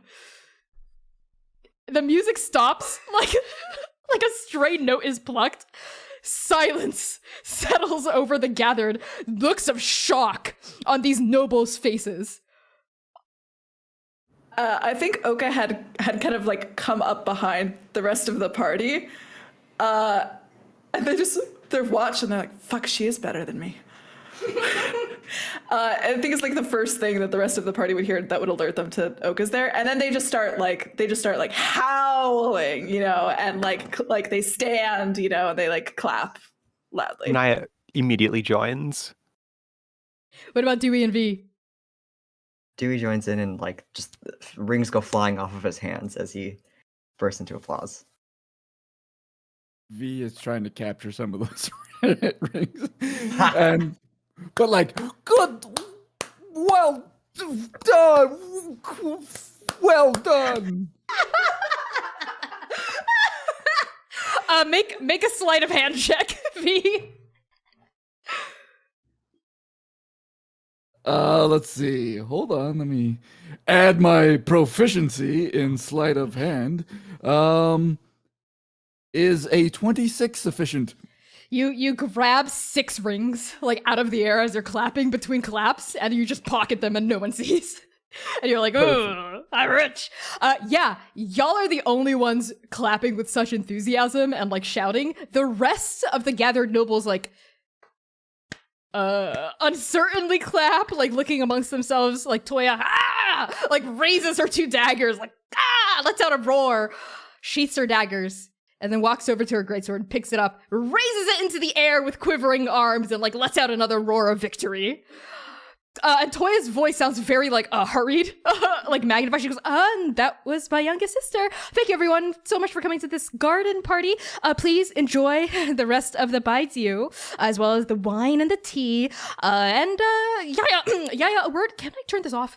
As like Toya's voice suddenly goes silent. And Yaya's waving at you with such a huge grin on her face, Oka. Yeah, Oka, it's like pumping the air, you know? They like whistle, whistle, whistle, you know? I think they like are like climbing up Manaya, basically. Like they have one foot on their chair and they're like up on her shoulder, you know? Like one hand, they're like, yeah! Manaya's like carrying, yeah. Yeah, I think the last thing Toya does is she like reaches down and she like picks up the heads of 2 dummies and she's like, ah! She like throws them up into the air and she like walks off victoriously. And like so many noises of like, oh my lord, like from the gathered crowd. Yeah. Shit, she is better than me. Oka looks and then like once she's gone, Oka looks. Fuck. Huh. Did she leave her greatsword in the pit? No, she picked it up for sure. She's like holding it like it's her precious baby. I think as Manaya is letting Oka down, she says, well, she learned from the best, eh? I think I could learn a thing or two from that demonstration. I've seen you cleave your axe with just as much strength, I think, actually. Must be hard being the second best fighter in the family. Ooh. I joke, I'm kidding. Oh, She's better than I was. I hate saying this out loud. She's better than I was at her age, but I have gotten better over time, V. Of course, I mean, of course. You've got Vanage inside of you, so I mean... You think that a god could teach you this? Oka says kind of loud. From one god carrier to another, I think you... Never mind, you know what? Let's not fight. This is not the place. Dewey pats Oka's shoulder and is like, you're both equally deranged. And valid point, Gardu. Valid point. he pulls out Oka looks... one of the roses that's been stuck into his feathers and is like, hands it to Oka for to bring over to Samaya. Dewey, are you... No, is this not customary for Yaya? Oh, I thought you were... Anyway, they look kind of down at Dewey. Yeah, she's, and I think they're talking with Toya. I'll just... Wait a second, I think. Yeah. And I think on that, with the sword demonstration spoken for, with Toya clearly like giving Yaya a talking to, like aside, she's like grabs Yaya by the ear and Yaya's like, and Toya's like, oh, like talking down at her. We're gonna cut to a break. Thank you all so much for tuning in. Thank you to the new viewers. We got several new chatters in chat. Thank you so much. We usually we're not the kind of stream where we pause like mid-show to address, but we have been noticing, so thank you so much for tuning in. We're gonna take our customary 10-minute break. Enjoy the music by Croon. Use !Croon in chat to see who they are. And enjoy the fan art reel from amazing fan artists, as well as our official artist C, who plays Oka, doing scenes and our character art from the campaign. We'll be back in 10 minutes. Yes, C. Also, Croon just dropped their brand new album on Bandcamp, so use the link to check them out. Their new music is... Their new album is so so good. So use the command in chat and get some brand new tunes for your day. Yeah, you got it. Yeah, use exclamation point Kroon, check him out. We'll be back in 10 minutes. Stick around, take a break, get up, watch some TikToks, open up Netflix on your mobile or wherever device you're not using to watch this. Scroll through Twitter. We'll be back in 10. Okay, it's 4:24. We'll be back by 4:34. See you all so soon. Sheesh. Hello, everybody. It's so good to see all of your digital, non-existent faces in the chat. Welcome back to the back half of Arc 4, Episode 6 of Transplanar RPG. If you're just tuning in, welcome. We're so happy to have you here. Before we hop right back into our session, a reminder of content warnings. Transplanar RPG is set in a grim, dark, gritty fantasy world that deals with difficult subjects that are potentially triggering to some viewers. So some content warnings for our campaign and this particular episode may include family trauma, relationship trauma, memory loss, nightmares, death, fantasy violence, gore, alcohol, drug and substance use, addiction, toxic and abusive relationships, self-destructive behavior, bloodletting, cults and cult-like behavior, and anxiety and panic attacks described in detail. Use exclamation point CW at any time in chat to get a list of these content warnings, and exclamation point safety to get a list of our cast's lines and veils, including subjects that we will never ever broach no matter how dark our campaign becomes. So with that out of the way, let's hop right back into the session. Oka, Manaya, Dewey, V, and Rev. The 5 of you find yourselves grouped back together after Oka's youngest sister's sword demonstration ends. After she bears the beheaded heads of these wooden dummies, I think servants start sweeping the sand up in the arena, and they start taking down the shredded dummies and bringing the boundaries back in. And the rest of the party, the garden soiree, fills in the gaps as nobles continue to mingle amongst themselves as the evening winds down from about 6 p.m. Now we've moved into about 8 or 9 p.m. as darkness truly starts to set into the sky above. You see a starless expanse sweeping out above your heads. Ever since the cataclysm, of course, the 8 and their constellations have vanished, rendering magic finite here, and strange dark beasts threatening the edges of civilization, darkness that does not seem to touch the glittering gem of Dokao, the capital city of the Kingdom of Tulong. Because here, everyone is under the Emperor's protection. And now we find the 5 of you huddled around Arden and Liangya, still maybe a little giddy off of the high of watching Yaya just completely desecrate those dummies. What do the 4 of you do? I think Oka's the giddiness kind of immediately plummets again, kind of as I think the faces start to turn back towards them, looking at them, and as Toya obviously is giving Yaya a bit of a talking to, Oka, and they look back at their mom and their middle sister, and they do a little sheepish smile. She has gotten better. She's better than you when you were 14, Oka. Don't say it like that. Well, I think both of you were very good when you were 14 in your own ways. Well, she had a cooler sword. It's bigger. Well, bigger doesn't always mean better, Oka. You're still good with sword fighting, as I remember, right? Yeah. I've kept that up. They're better than you could ever imagine. I've got an idea, friends. Oka, you've had a day. What if I take you out for some drinks? Is that what you like to do? Oko pivots. And the same kind of intensity as when they forcibly took your blood this morning, is on their face. The same intensity, and they look, and they they close the distance between you, and they get really close. If Rev wasn't standing right there, I would kiss you on the mouth. Yeah, you still can if you want. No, it's okay. Just buy me the drinks. You got it. Libations. I assume there's a good, how about that tavern we passed on the way in? That looked pretty good.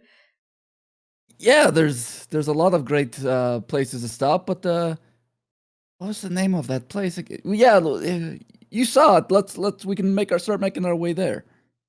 Sounds good to me. I mean, at like early in the morning, I think Rev's saying as she's starting to like gesture for everyone to move along. Early in the morning when we were coming in to Dokao, we were seeing this bartender throw people out at like 7, 8, 9 o'clock in the morning. If it's that hopping during the day, imagine what it'll be like in the evening. And I think Oka hangs back for just a second to say goodbye to Liangya and their mom. Your mom looks up at you as like the party starts to get going. Don't worry about me and Liangya and Yaya and Toya. Oka, go out there and enjoy yourself. It's been 7 years since you've been back. After all, you deserve to have some fun. Just don't do anything risky. Be safe. Ma. Trust me. And they kind of trail off. I'll be fine, no matter what happens. Okay, I'll come back in the morning, and maybe we can have tea. That sounds like a wonderful plan. I know how you get, Oka, and people don't change that much after 7 years. And she's sort of like is looking at you. Don't let yourself go too far this time. I never snuck out. Lying to your dying mother, right to her face? Ma, you can't say that. Now, Oka, go and have some fun. And they kind of like kiss the top of her head. And they twiddle their fingers at Liangya. No, they wouldn't twiddle their fingers at Liangya. That doesn't make any sense at all. They kind of like stand awkwardly next to Liangya and then maybe like hug her and then just like run after their friends.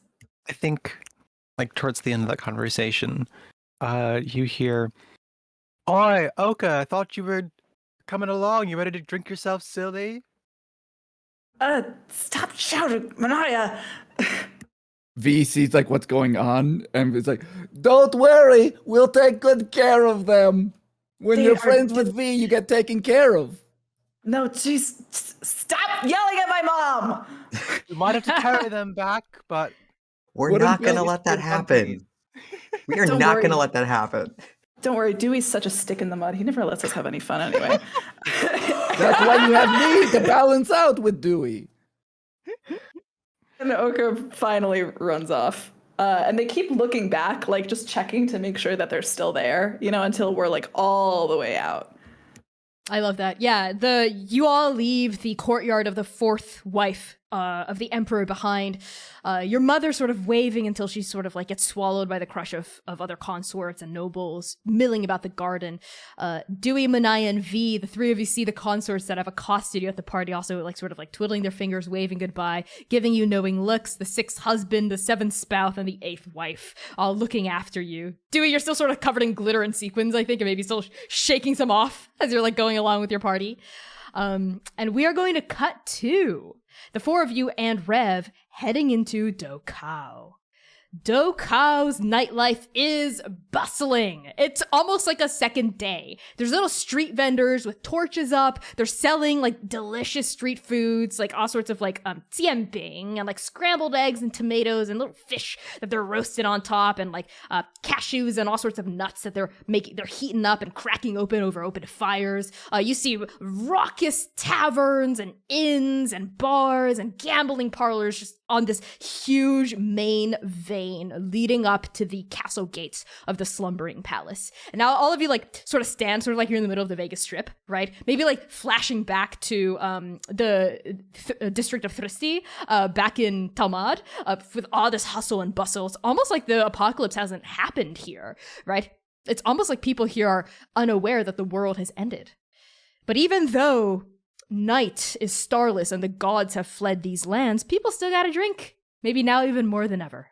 So now, smelling the sweet rice wine coating the air around you, listening to street hawkers shouting out the prices of their goods, and the banging of hands against tambourines, and the plucking of fingers against various stringed instruments, and the sawing of bows over the erhu of various street performers.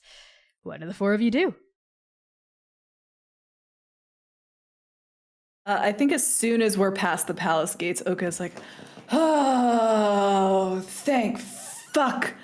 I think I'm gonna die in there. I think, I know we already did, but please, oh my god.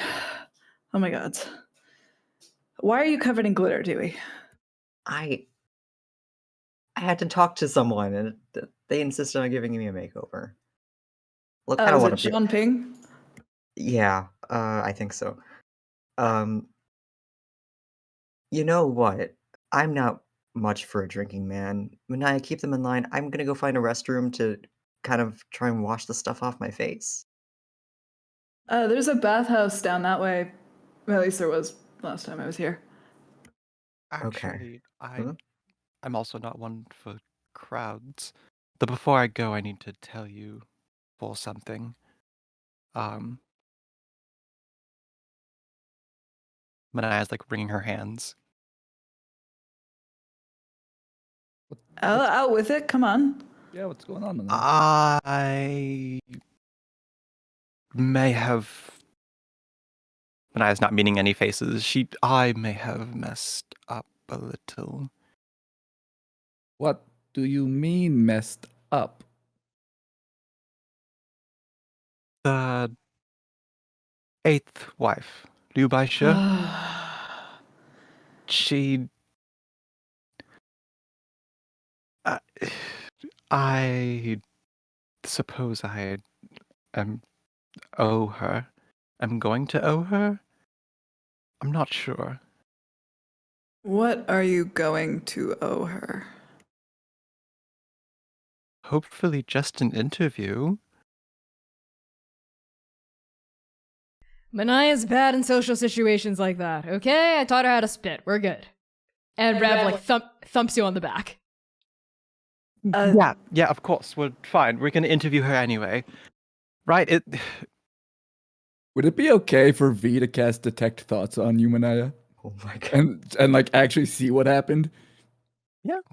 So V like casts really quickly, just like shoots a look at Manaya, and it's almost like whoosh, you see into like the whole scene through Manaya's eyes, and whooshes out, Victoria Waters? You stole my name?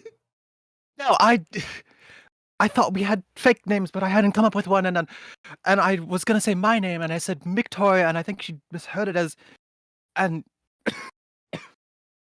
All right, so we've got Victoria, we've got Mictoria. Do you want to be Dictoria, Dewey?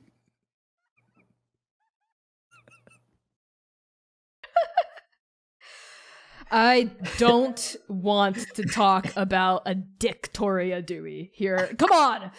Rev pulls you along, V, like heading toward a bar. I need a drink. Who's gonna supervise them? We're fine. I'll supervise. You go pee, Birdman. hey, Rev's technically dead. Can she even get drunk? Hey. I'm sure that'll be fine. She could Oka try. hangs back for 1 second with Manaya. Listen, Manaya, the eighth wife, Liu Baisha, she's not, well, at least when I knew her, she wasn't dangerous. But she knows a lot of things. It might just, she probably knows more about you than you do at this point. She might not be a bad lead to follow through with. Maybe being honest with her is, well, not honest, and they kind of look, but honester. I don't know. She knows a dumb amount about everything. So Said I had a striking amount to. She said I had a striking resemblance to Miss Gao, Jada Gao. Miss teacher. Gao. She used to. Tutor? Lianga used to go for lessons there when she was a kid. Yeah. She and Oka kind of pivots, like walk in a small circle. That way, I think. That way. She gave me a note. Out of character, is the note in Seal or Common? Common. You conducted your entire conversation in common. Just want to make sure the note was it also like okay. I doubt they'll be open this late, but I guess I should go take a look, huh? I think you should. Oh, like I said, whatever it is that she knows. Maybe it's a hint. Or a trap. So be careful. Hey, hurry up, Oka. You want to get drunk or what? Yes! And I Shut was- up! Mahu's flames. I left my axe at the palace. Right. Stay safe. Do what Rev says, not what V says. And we'll see you later. I am not going to listen to either of them, Manaya. I'm not going to listen to either of them. And Oka kind of like disappears into the crowd. Okay. V just mutters, "I'm not the one who taught Manaya how to spit." Oh my goodness. What, you jealous? Blushing happening. Let's drop it. We're dropping it. Let's go. There's a lot more things about mouths I could teach you that I would not want to show Manaya. Rev says, sort of like slinging a arm over your shoulder and starts taking you into the tavern. On that, we're gonna cut. I think you literally killed Max. They bent backwards all the way. You got it. Transplanar horny hours, let's go. So we are gonna cut to Hey, Twitch Dewey. mods, that was not what you think it was. If any admins are watching, just skip over that part. We'll cut it out of VOD. Yeah, it'll be, yeah. Don't community guidelines strike us. We're gonna cut to you, Dewey. I think your party parts. Maybe like you all make like a plan to reconvene somehow as well. I'm not gonna screw you guys out of that. And Dewey, instead of heading toward a restroom, right? Where are you going? I think he does try and scrub some of the stuff off of his face because it is ridiculous and drawing him a lot of attention, I think. But the way that you can't wash off like mascara with just water. So kind of, I think it like bleeds a little bit and there's still glitter all over the place. And now he's just kind of like damp and, yeah, he's a mess still. But he's going to head. A Oh, young no. gnome child seeing you sort of like in front of like a public wash, like point at you and be like, "Look, Mama, a sad clown." Dewey scrubs harder. It doesn't do anything though. Yeah, the way that like if you have like hair gel in your hair and you add water, it just kind of like rehardens into whatever shape. Yeah. So like there's like spikes of. Oh my god. Yeah, the mom goes, "Child, that's very rude. You always tip a clown." And she gives you like a piece of copper and smiles kindly at you and then pulls her child away.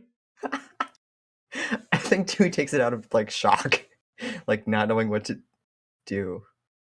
And he's gonna toss it into the fountain. Okay.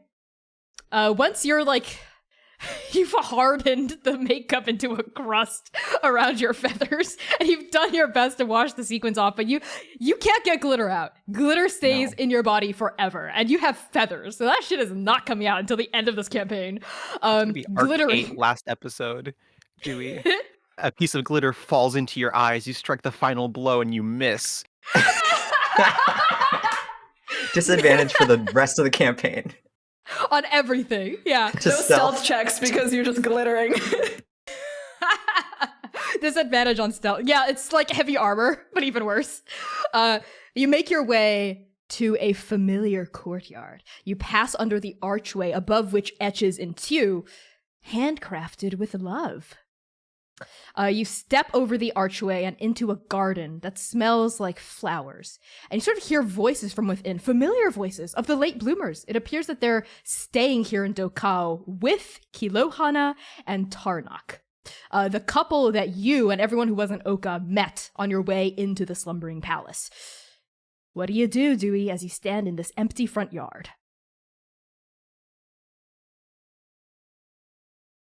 I think I'm gonna go up to the doorway and just like knock softly. I know that's after hours, probably like after business hours. Uh, so Okay. he knocks on the frame a little bit sheepishly. Okay. There's like a pause, and then the door slides open, and you see Tarnok, who is the elf. Like I described earlier, they have skin sort of like black marble veined through with like bits of like gold. Like they're like almost like they're a sculpture themselves. Very beautiful, right? And they like as always, she's got they pronouns. She's got this work apron on, with this like tool belt like tucked in front, and maybe it's like you feel some camaraderie because you also always have your tools on you. And Cardu. Yes. Hi. Sorry to come calling so late. No, it's okay. Can I help you? I just wanted to stop by and thank you for your help earlier, and I got your name referred to me by one of the consorts. In the Oh, palace. really? The palace, right. My wife and I heard the gong go off twice from out here. Was everything okay? I guess since you're here, you didn't get caught. Was your mission all right? Sure, yeah. We got. Yeah, don't worry about it. I appreciate your concern. Oh, it's okay. It's all right. And Tarnok's mannerisms are very awkward, I would say. They like can't meet your eye, really. They look everywhere but your face. And their hands Which sort is of like good. they don't seem to know what to do with their hands as they're standing there just sort of like stiffly pivoting from side to side as they talk. Come in. Grandpa Hien and the rest of the late bloomers are just having a late dinner. Please. And gestures for you to enter. Thank you. He's gonna enter. They like slide the door shut behind you and gesture for you to take your shoes off, your sandals, Jesus, off in like the foyer. I think my sandals. Your dad. You wear sandals. I do, but not with socks like Dewey. Here, please come in. What was it that you were mentioning? You got referred to us. Would you like to commission me? Yeah, I was looking for some help on, Consort Jen was like talking about maybe like a watch upgrade, but I also figured if you had that sort of expertise, I had sort of a novel idea that I might need your help with. Oh, of course. I'd be more than happy to help. Any friend of Grandpa Hien's is a friend of mine. I can see that perhaps you're some sort of inventor or craftsperson yourself. And on that final question, they finally meet your eye. As they start talking about their art, their craft, they seem more comfortable. Yeah, I have some experience in like the more technical things, but this one's is a little more. My problem is a little more spiritual in nature. Not spiritual, but like Magical? magical. Yes. Oh. Well, my wife and I do work very well together in that regard. I make the vessels, she imbues them with magic. It's how we met, actually, in Uhanahi. Come. And Tarnok turns and leads you deeper into the house. And you pass by like an area of their home just filled with sculptures and like filled with vases and pottery, right? You see like little like clay and marble figures of like animals and people, like busts, like a huge array of different kinds of artistic things, right? You see like, you're like, oh, that's a plant. Wait, no, that's glass. Right? But it looks so real. Like these beautiful curling like leaves. If Tarnok made all of these, they're very talented, right? Like all the sculptures have their own like life to it. And there were some more abstract pieces as well that don't look like sculptures from life. They look more like artistic or more, almost like a little bit more modern. Almost remind you a little bit, I think, of art you would have seen in Nepal, of like riskier art. right? You see something that just looks like a floating orb with spikes coming out of it, and whenever you look back at it, the spikes have shifted, but they never shift when you're observing them. Only whenever you turn away and look back, it's changed. Tarnock says, this is where I put my art pieces I haven't sold yet. They're amazing. Does that one move? How did you get that to work? Oh, that was Akilohana. She's really great with magic and, I guess the intersection of technology and magic. She said something about observational, I don't know. I'm not really good on the theory. They actually, and a look of pride comes into Tarnock's face. The URL actually wanted to hire her, but that didn't work out. Come on, and continues ushering you deeper in. Yeah, that's probably for the best. Do you know something about, what do you mean by that? Oh, I just hear they're, not the best employers to work for, bosses and all that. But how, do you have a family that works there, or do you work for them? No, I definitely don't. Roll deception. Or you don't anymore. You don't anymore. That's true. I don't. That's the truth. Yeah. Yeah. Are you trying to hide the fact that you ever did work there? I'm just I'm denying the fact that I work there right now. I really do not work there anymore. Okay. Oh. Enthusiastically, no. Well, did you used to work there? I'm familiar with their work. Okay, roll performance. How about that? Okay. So, like, I Doing my need some best. sort of charisma roll. Yeah. That's fun. That's a 6. Okay. Right. Hey, if it helps, this should really come from my wife, but a big reason why she decided to turn down the URL is because she did a little bit of digging. She's very smart. She always researches her employers before she accepts a job offer. URL is big. But she did a little bit of digging and found out from, apparently there was some sort of news article released by this anonymous journalist about how they're trying to weaponize a lot of their inventions and stuff, and that just doesn't sit right with my wife. We don't like violence of any kind, really, so she just had to turn it down. It would have helped pay rent and everything, but and then the world ended, and yeah. Sure. Yeah.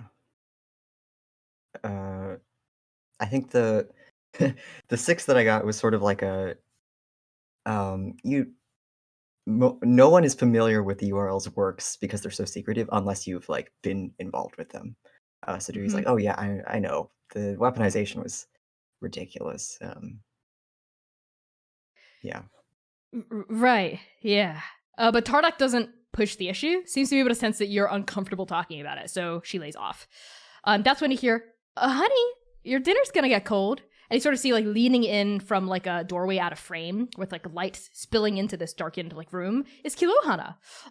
She's a tiefling with this glossy, again, almost incandescent, like, bronze skin. Like, she glows in the dark almost. Very full-bodied build, long, curly black hair.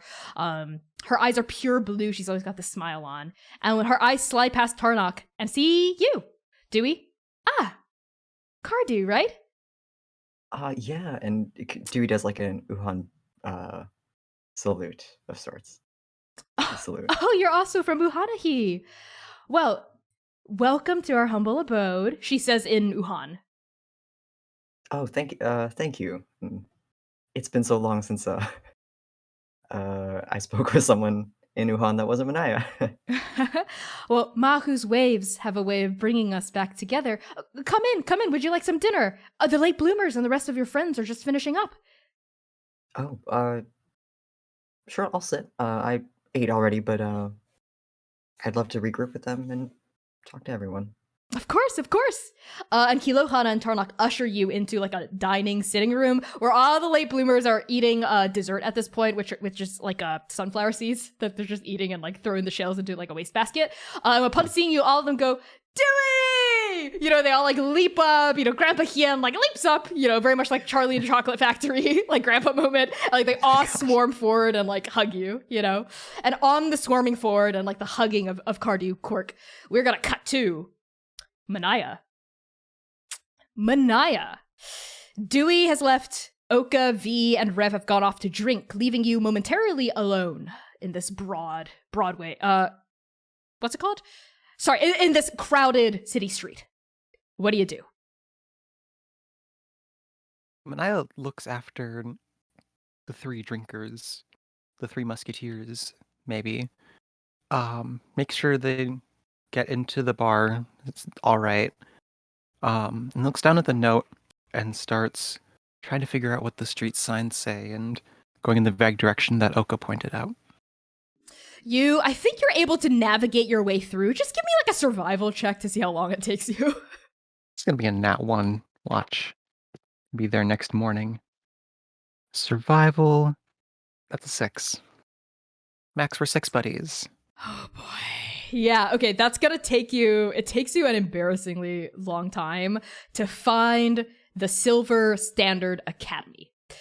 Which is, I say embarrassingly long because it was just one street over, but I think you got looped around like multiple times. You're like, I've been here before. Oh, there it is, right? It is a gated compound, I guess is the best way to put it, with these like sort of like maybe 6 foot tall cement walls that sort of like gated in, and it's a compound comprised of like 2 buildings, like one main, it looks to be school building, and like a smaller building maybe for like students who sleep there, right, or like boarding students.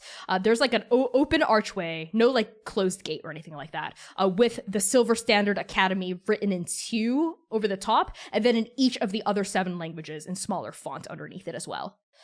And right now you see a single light is in on like the main room, a light glowing in the window, and you see through the lattice woodwork of the window into the main building. You see a couple of dogs out front just sleeping, and like I think like a cow grazing on some grass nearby. What was the name again? Silver Standard Academy. Standard Academy. Thank you. Does it look like it's open? Is there like a neon open sign glowing? No, but unlike the other, I think this is an area of Dokao filled with such academies and residential districts. Unlike the other buildings, which are completely dark, this one has a single light open inside.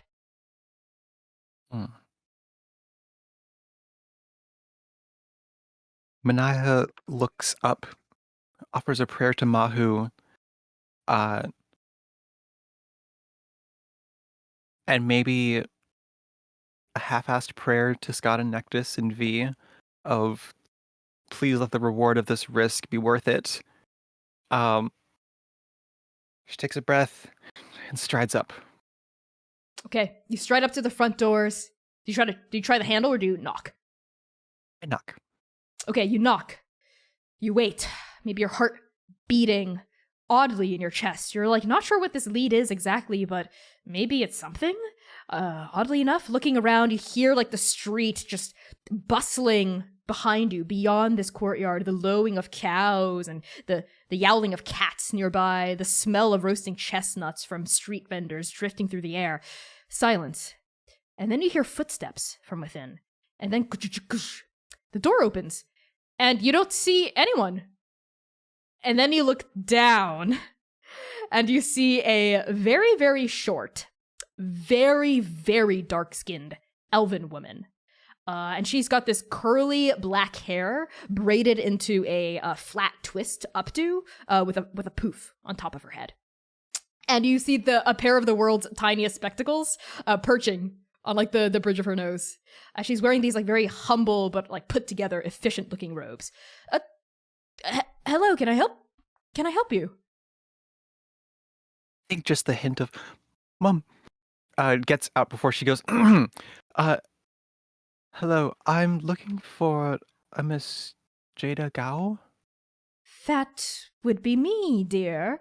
And this woman like pauses as she like looks at your face. And as like both of you like look at each other, Something about her face, Manaya, is really familiar. Her skin tone is almost like par for par like Nolly's, and there's like something in like the shape of her nose and the twist of her mouth that also resembles Nolly. And she's looking at you like she's furrowing her eyebrows and trying to place you. I'm sorry, dear, have we met? I don't think so. I was referred here by the eighth wife, Miss Liu Baishu. Oh, yes, Consort Liu. Oh, are you a new student, or are you hoping to sign up for classes? Oh, no, and I think Manai maybe still has the guest garb on. I'm just a guest at the palace. Oh, yes, that must be why we are using common instead of tu. Can I help you? Are you looking for me for some reason? I'm sorry, you look so familiar. Are you maybe You as well. We must have seen each other before. Are you sure you're just a guest here?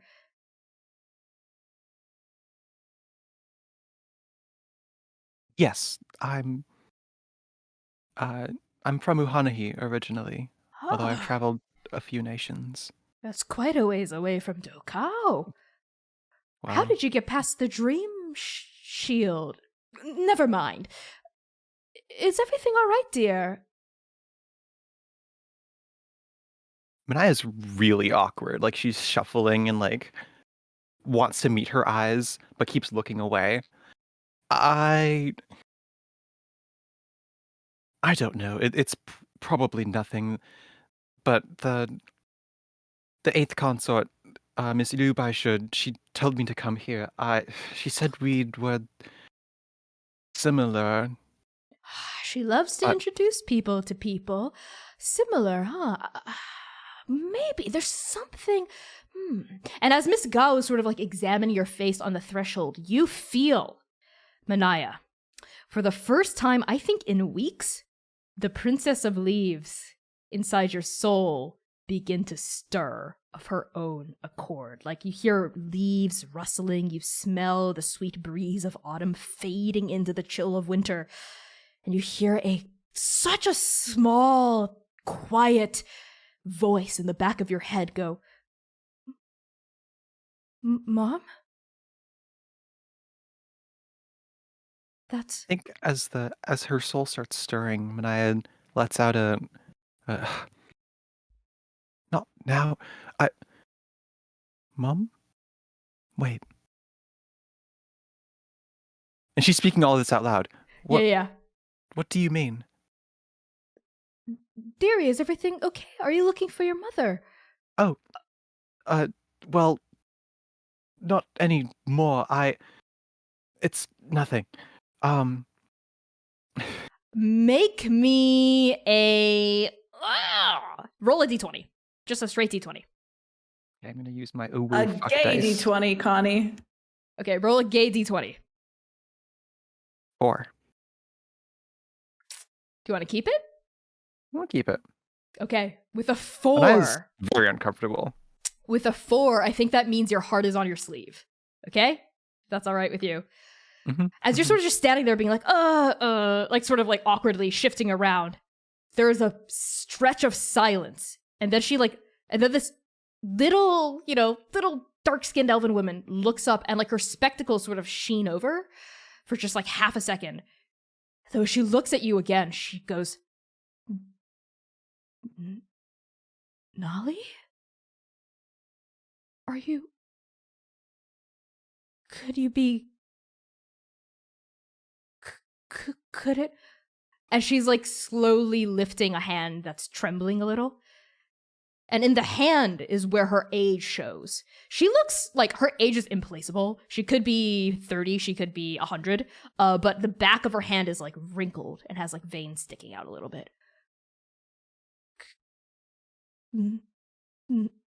Nolly? At this, Manaya freezes and locks eyes.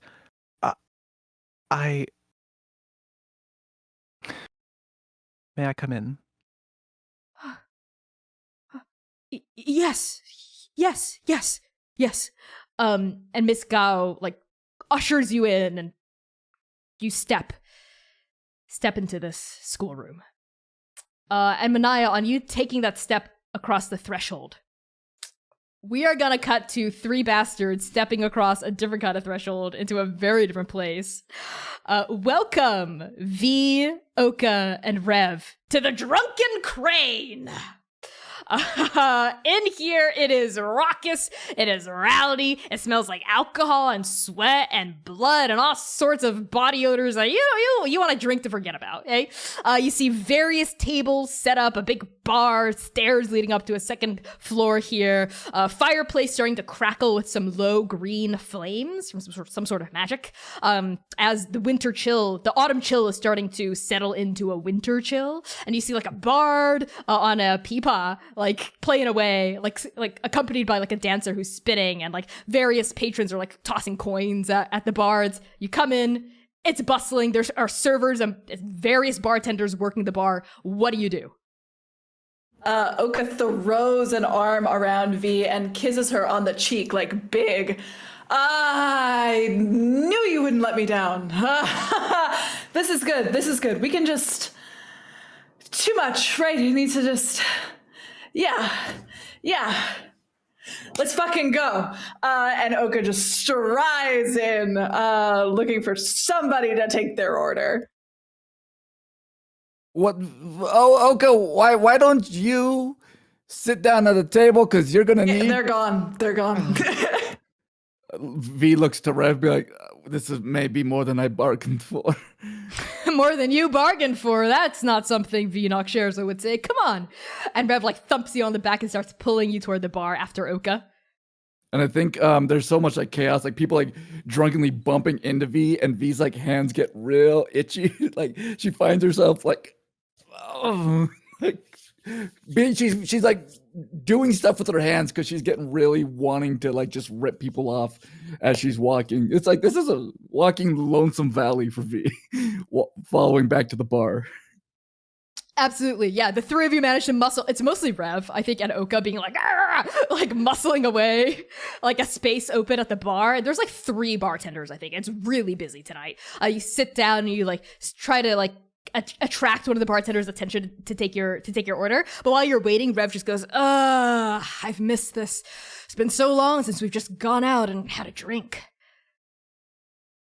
This is very true. I can't. Okay, I don't even remember the last time we were in a tavern for just. Hey! We need drinks. Will someone please get this poor friend of mine a drink? And meanwhile, like while that's happening, V's actually like taking out one of those rings and like laying it on the bar keep and like trying to get a bartender's attention with it. Yeah, I think you attract like a skeevy looking lizard folk bartender. Like they sort of like like come up. I think they sort of look like a gecko, and their like big eyes are sort of glom on the rings. And he comes up and says, Are you gonna be paying with those? Let me tell you, friend, this ring alone should cover our entire tab for the night. Whatever my friend wants here. I don't think so. You got another one of those where they came from? I think 2 might be able to cover your tab for the night. Maybe 3. Oka grabs this guy's shirt, pulls him real close. If you don't get me a drink in the next 2 minutes, you won't have any fingers to wear those rings with. Oh! Roll intimidation.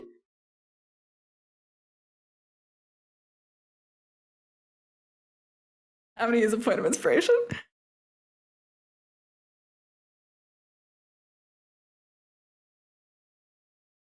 $23. Okay. Just one ring, and we'll serve you whatever you want for the rest of the night. Make a perception check, both of you.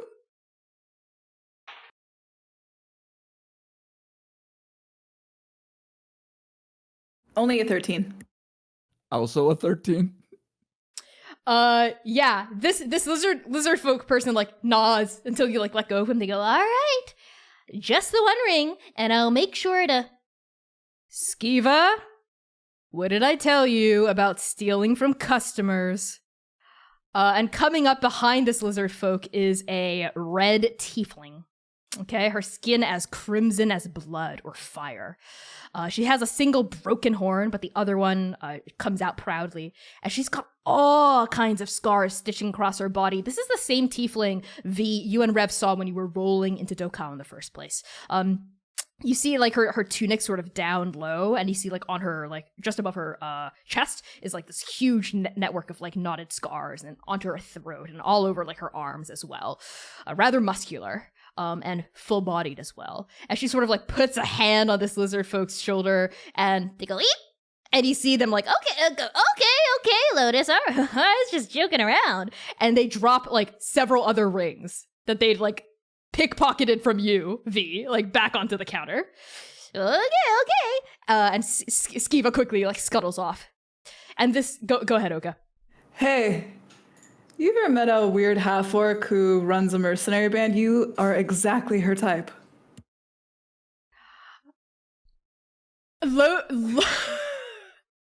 Lotus pauses, looks at you, Oka, looks at Rev, and then looks at V. V, I need you to make a intelligence saving throw.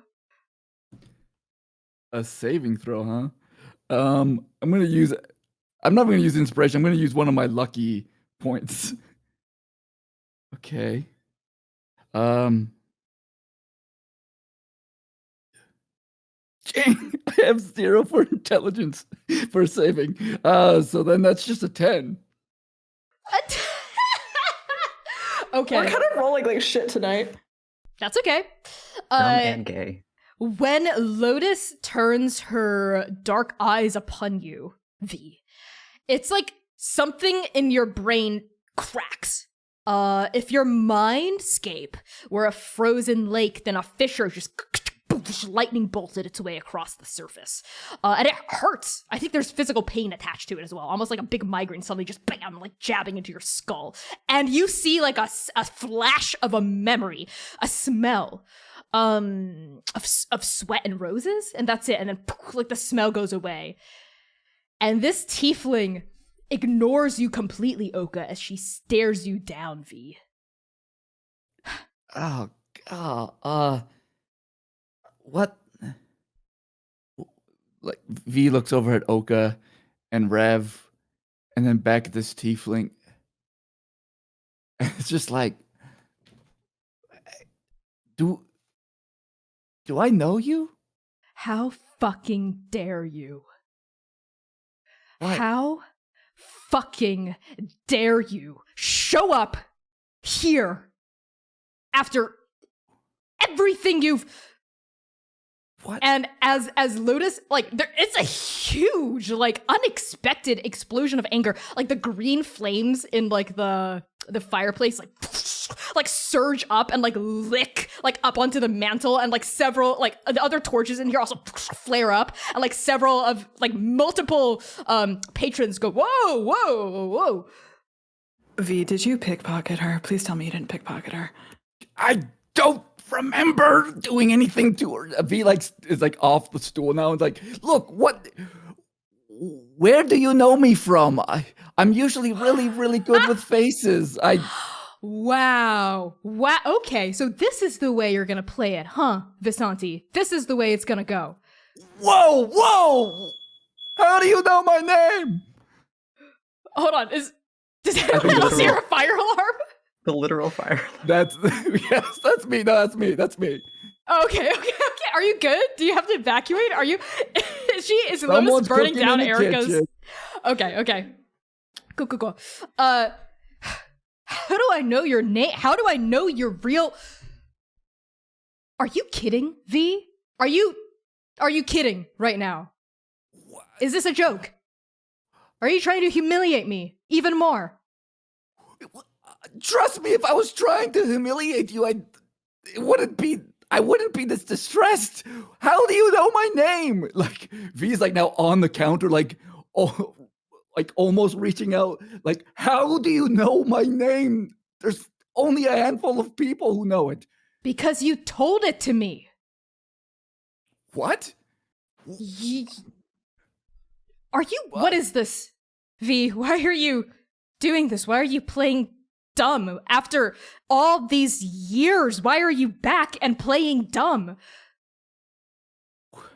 When I haven't been back here since the slumbering. Why?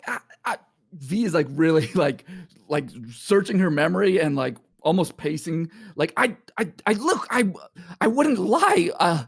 This is probably no one has ever seen V this uncomposed. No, not decomposed. Uncomposed. Oh, she's just like, I don't. And suddenly it's like this feeling about like the fact that she couldn't remember like what there were chunks of missing memory. She doesn't know what it is, but suddenly this is like, it's like a hazy mist and it's like almost there. Like things are almost clicking for her. And she's like,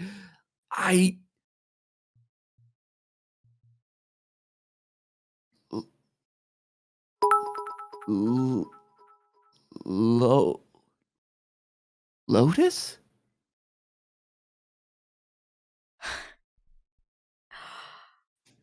Oh. So that's what you traded. I see. I was such an idiot, V. I had to give up something. I can't believe I trusted you. I can't believe I let you in my life, and I thought you would. I thought I mattered to you as much as you mattered to me, but evidently not enough. If that's what you gave up to the keeper of the stacks, Wow. I had to give up a good memory. Then couldn't you have given up Sievert? Couldn't you have given up the memory of your mother's death? At this point, Rev is going, whoa, whoa, whoa, whoa, whoa, whoa, ladies. What? V, V, a word? A word? Oh. Who's this? Oh. V? Oh, shit.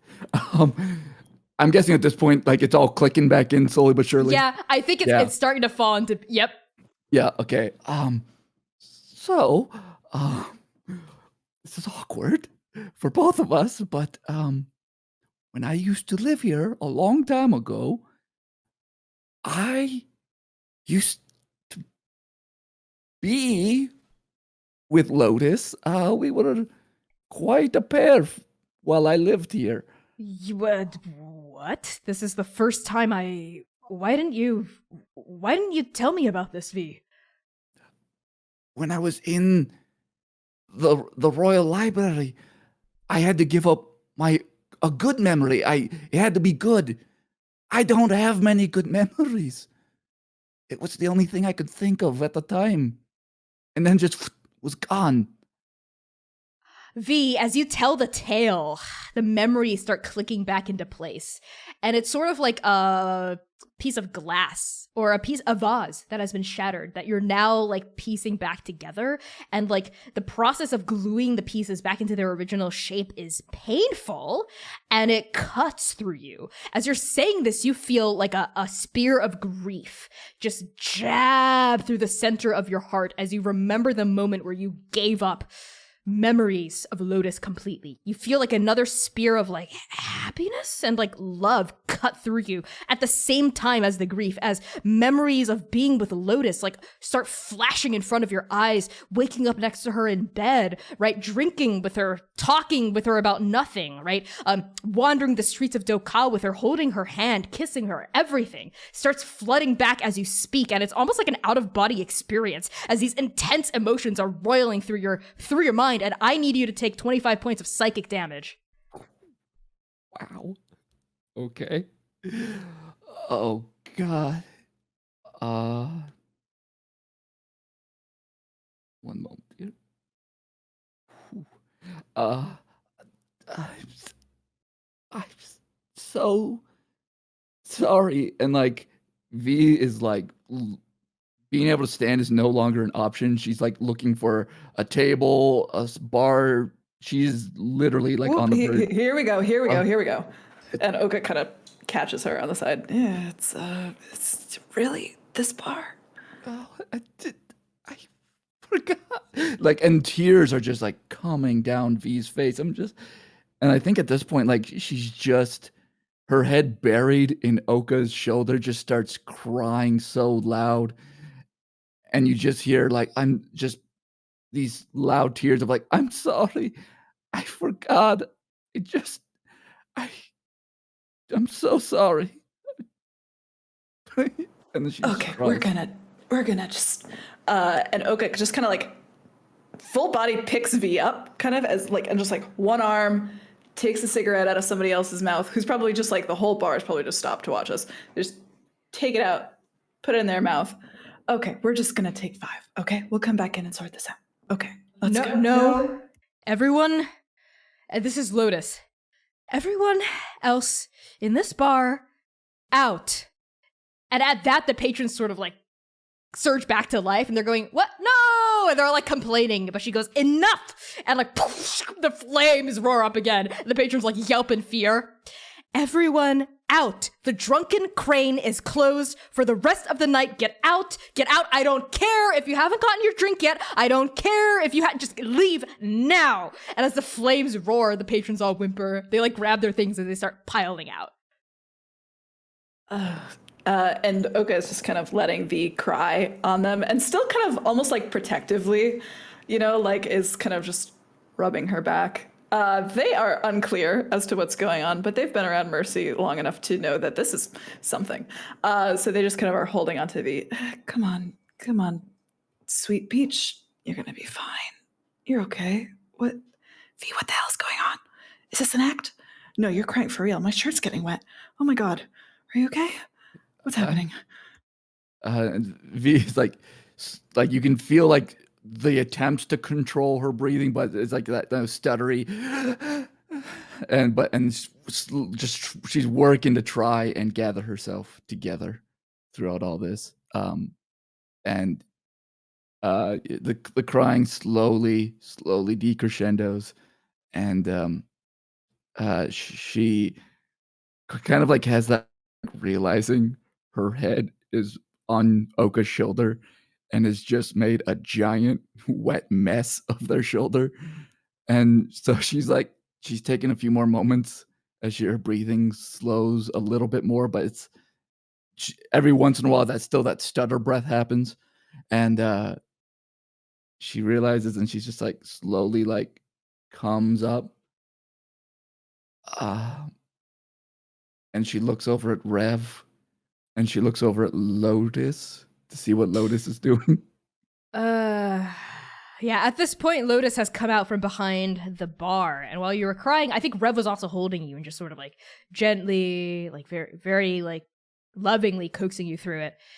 Lotus appears, sits down. I think Oka has moved your group to like a booth or like a table at this point. Sits down at the same table as you and plops down a drink in front of you, V. And it is your favorite drink. What is it? It's actually going to be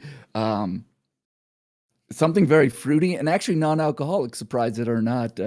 V doesn't drink alcohol, and Lotus would know that. So it's just something very fruity and hearty, but like it's like a fall type drink. Fruity, yes. Ooh, maybe like a lychee martini? Sure. A virgin? So it's like juice instead of alcohol? Yeah. Yep. Okay. She plops it down in front of you with the lychee on like a little toothpick. And Lotus sits next to you, next to Oka and next to Rev.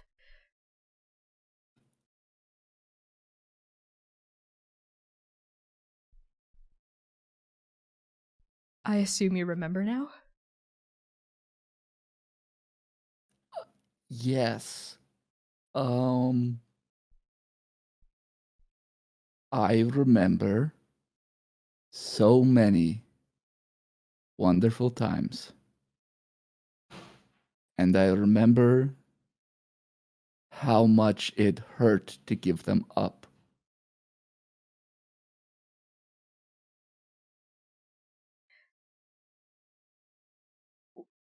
Why me, Vasanti? Why did you give me up? Why did you give us up? I don't understand.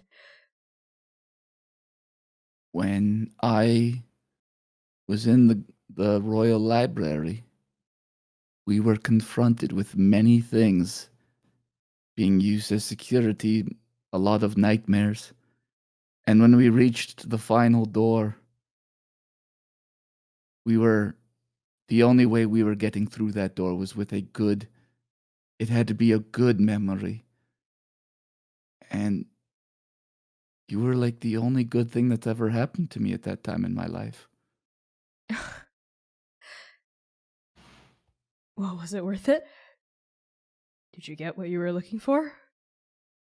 No, wasn't even there.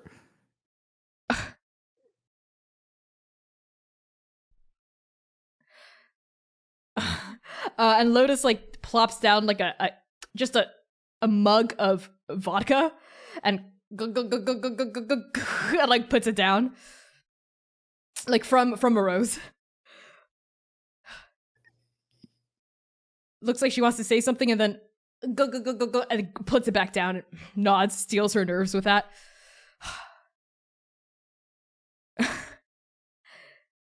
I thought I'd never see you again, V. When you didn't come back, when you refused to come back, when you never showed up on my doorstep again, you know, I waited for you. I waited for you, V. 15 years I waited for you. And then I couldn't wait any longer. I had to move on. I promised myself I'd stop looking for you. I'd stop asking patrons if they'd seen an elf that matched your description. I even stopped reading the obituaries.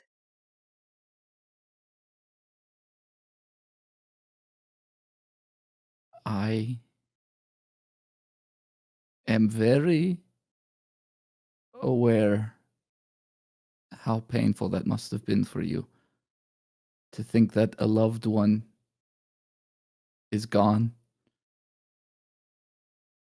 And I wasn't thinking, you know how I am. I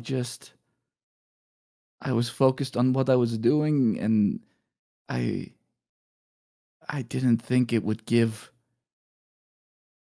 everything away. I just thought, you know, maybe a few good memories, but it took everything so that when I left the slumbering palace, I didn't even know you existed anymore. I'm going to kill that bitch. I'm going to go right down to the bottom of that library and kill that. V. And Lotus reaches forward and holds your hand in hers.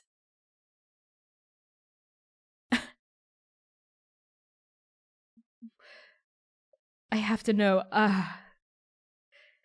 No, I have to know. Do you still love me? Oka takes the drink. Like a big, just from the vodka, they just slide it to themselves and they take a big drink. Picks up her martini, just takes a sip of it, realizes without actually looking at Rev or Lotus for the moment, she can feel both of their stares upon her. She is struggling without word. She is struggling to answer that question truthfully, but while she's sitting there, all those memories are still like right there. The nights of being wrapped around each other, the nights of you know, the fun they've had scouring, you know, the other bars or all the there's just so many memories that are still just flooding back into her brain. And it fills her heart with so much love. And after a moment, like all of that is happening within an instant. And after a few seconds of silence, without really thinking about it, she's just like, yes, of course I still love you. Rev, I think we should.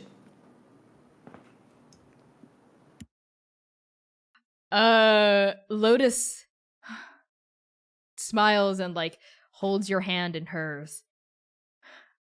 I still love you too, Vasanti.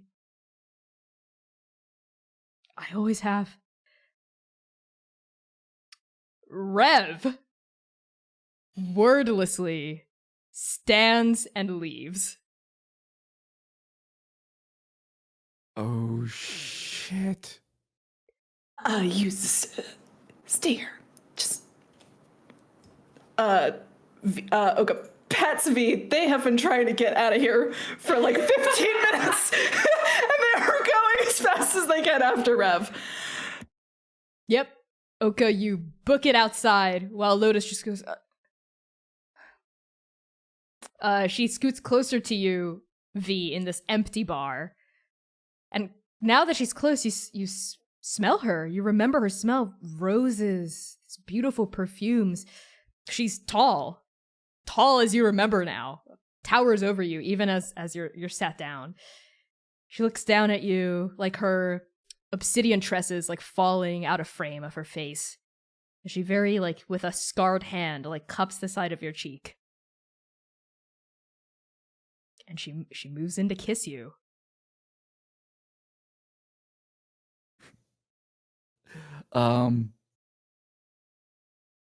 V, you can feel a little bit of tension. V's head just ever so slightly pulls back. And like with a tear going down her cheek, she closes her eyes and says, do you know how much it hurts to forget a memory that you can't remember? No, V. No, I don't. But you remember now, and you're back, right? And I'm here, so just let me kiss you.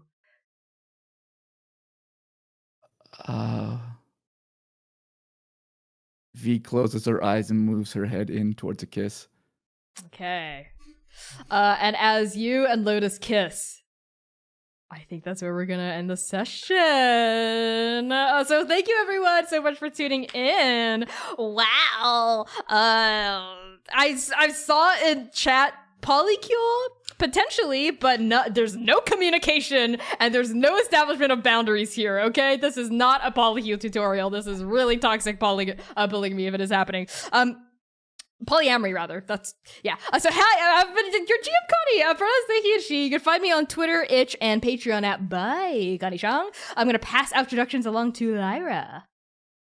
Ani, before the session, this is going to be a chill session. I'm actually going to manifest chaotic energy in hopes that it's the opposite. And then, by their hand, they create a... Anyway, hello everyone, my name is Lyra, not Manaya. I use they, them, and she, her pronouns. That's an extra pronoun set compared to Manaya. And I'm the artistic director of Shout, Minnesota's trans and gender diverse voices in all trans choir based in the Twin Cities. You can find us on Facebook and Instagram at Shout Minnesota. And I'll pass introductions to Erica. Hi, everybody. I'm Erica, and I received way more than just 25 points of psychic damage during that last scene, but personally. Come celebrate my birthday tomorrow. Erica New Girl. We're going to have fun. It's going to be at 12 Central. Find me, Erica New Girl, anywhere I exist. Also, I have a new podcast called The Scorpio's Den. You can find that on any platform at this point, I think. So if you want to listen to Erica tell wild stories about her life, they're mature stories, I will say that. But yeah, any of those things, but more importantly, come hang out on my birthday tomorrow. And with that, I pass to Max. Hey, I'm Max. My pronouns are they, them. I play Sad Clown Dewey. Uh, you can find me doing my Pride Flag stuff. If you want to get a Pride Flag mask or maybe a top surgery pillow from me, you can find me on Instagram and Etsy at Stitchmonger. And if you use the promo code Transplanar, you can get 15% off of anything. So come check me out. I'll pass it to C. Hi, y'all. My name is C. I use they, them pronouns. I play the former Prince Oka Hien, who apparently can't escape the worst reunions imaginable, and was fourth wheeling. I don't really even know what to say. But you can find me posting very gay, very trans art on social media over at Pi Sharp Art, and occasionally streaming said very gay, very trans art right here on Twitch at Pi_Sharp. Sometimes, though, I haven't done it in a while. And with that, I'll pass it back to Connie for our raid message. Yes, we are going to be raiding GV_Anna. She is playing Celeste. She is a trans streamer. She's really good at Celeste, actually. Toss her a follow and say hello in the raid, even if you can't stick around. I'm sure she'd really appreciate it. She's a great streamer. Let's just show her some love. We're going to start that raid there. Tune in this coming Tuesday at 7 p.m. U.S. Central Time for Hounds of Mercy. If you like disaster queers, super horny, horrible disaster queers going through poly problems, you're gonna love the Hounds of Mercy. Even like 10, like 100-fold. It's like this 100-fold, right? And next Saturday, 3 p.m. U.S. Central Time for episode 7 of Arc 4 to continue the drama. Thank you to the new followers, to the new subs, to the new donos. We really appreciate it. We love you all so much. Let's raid and peace.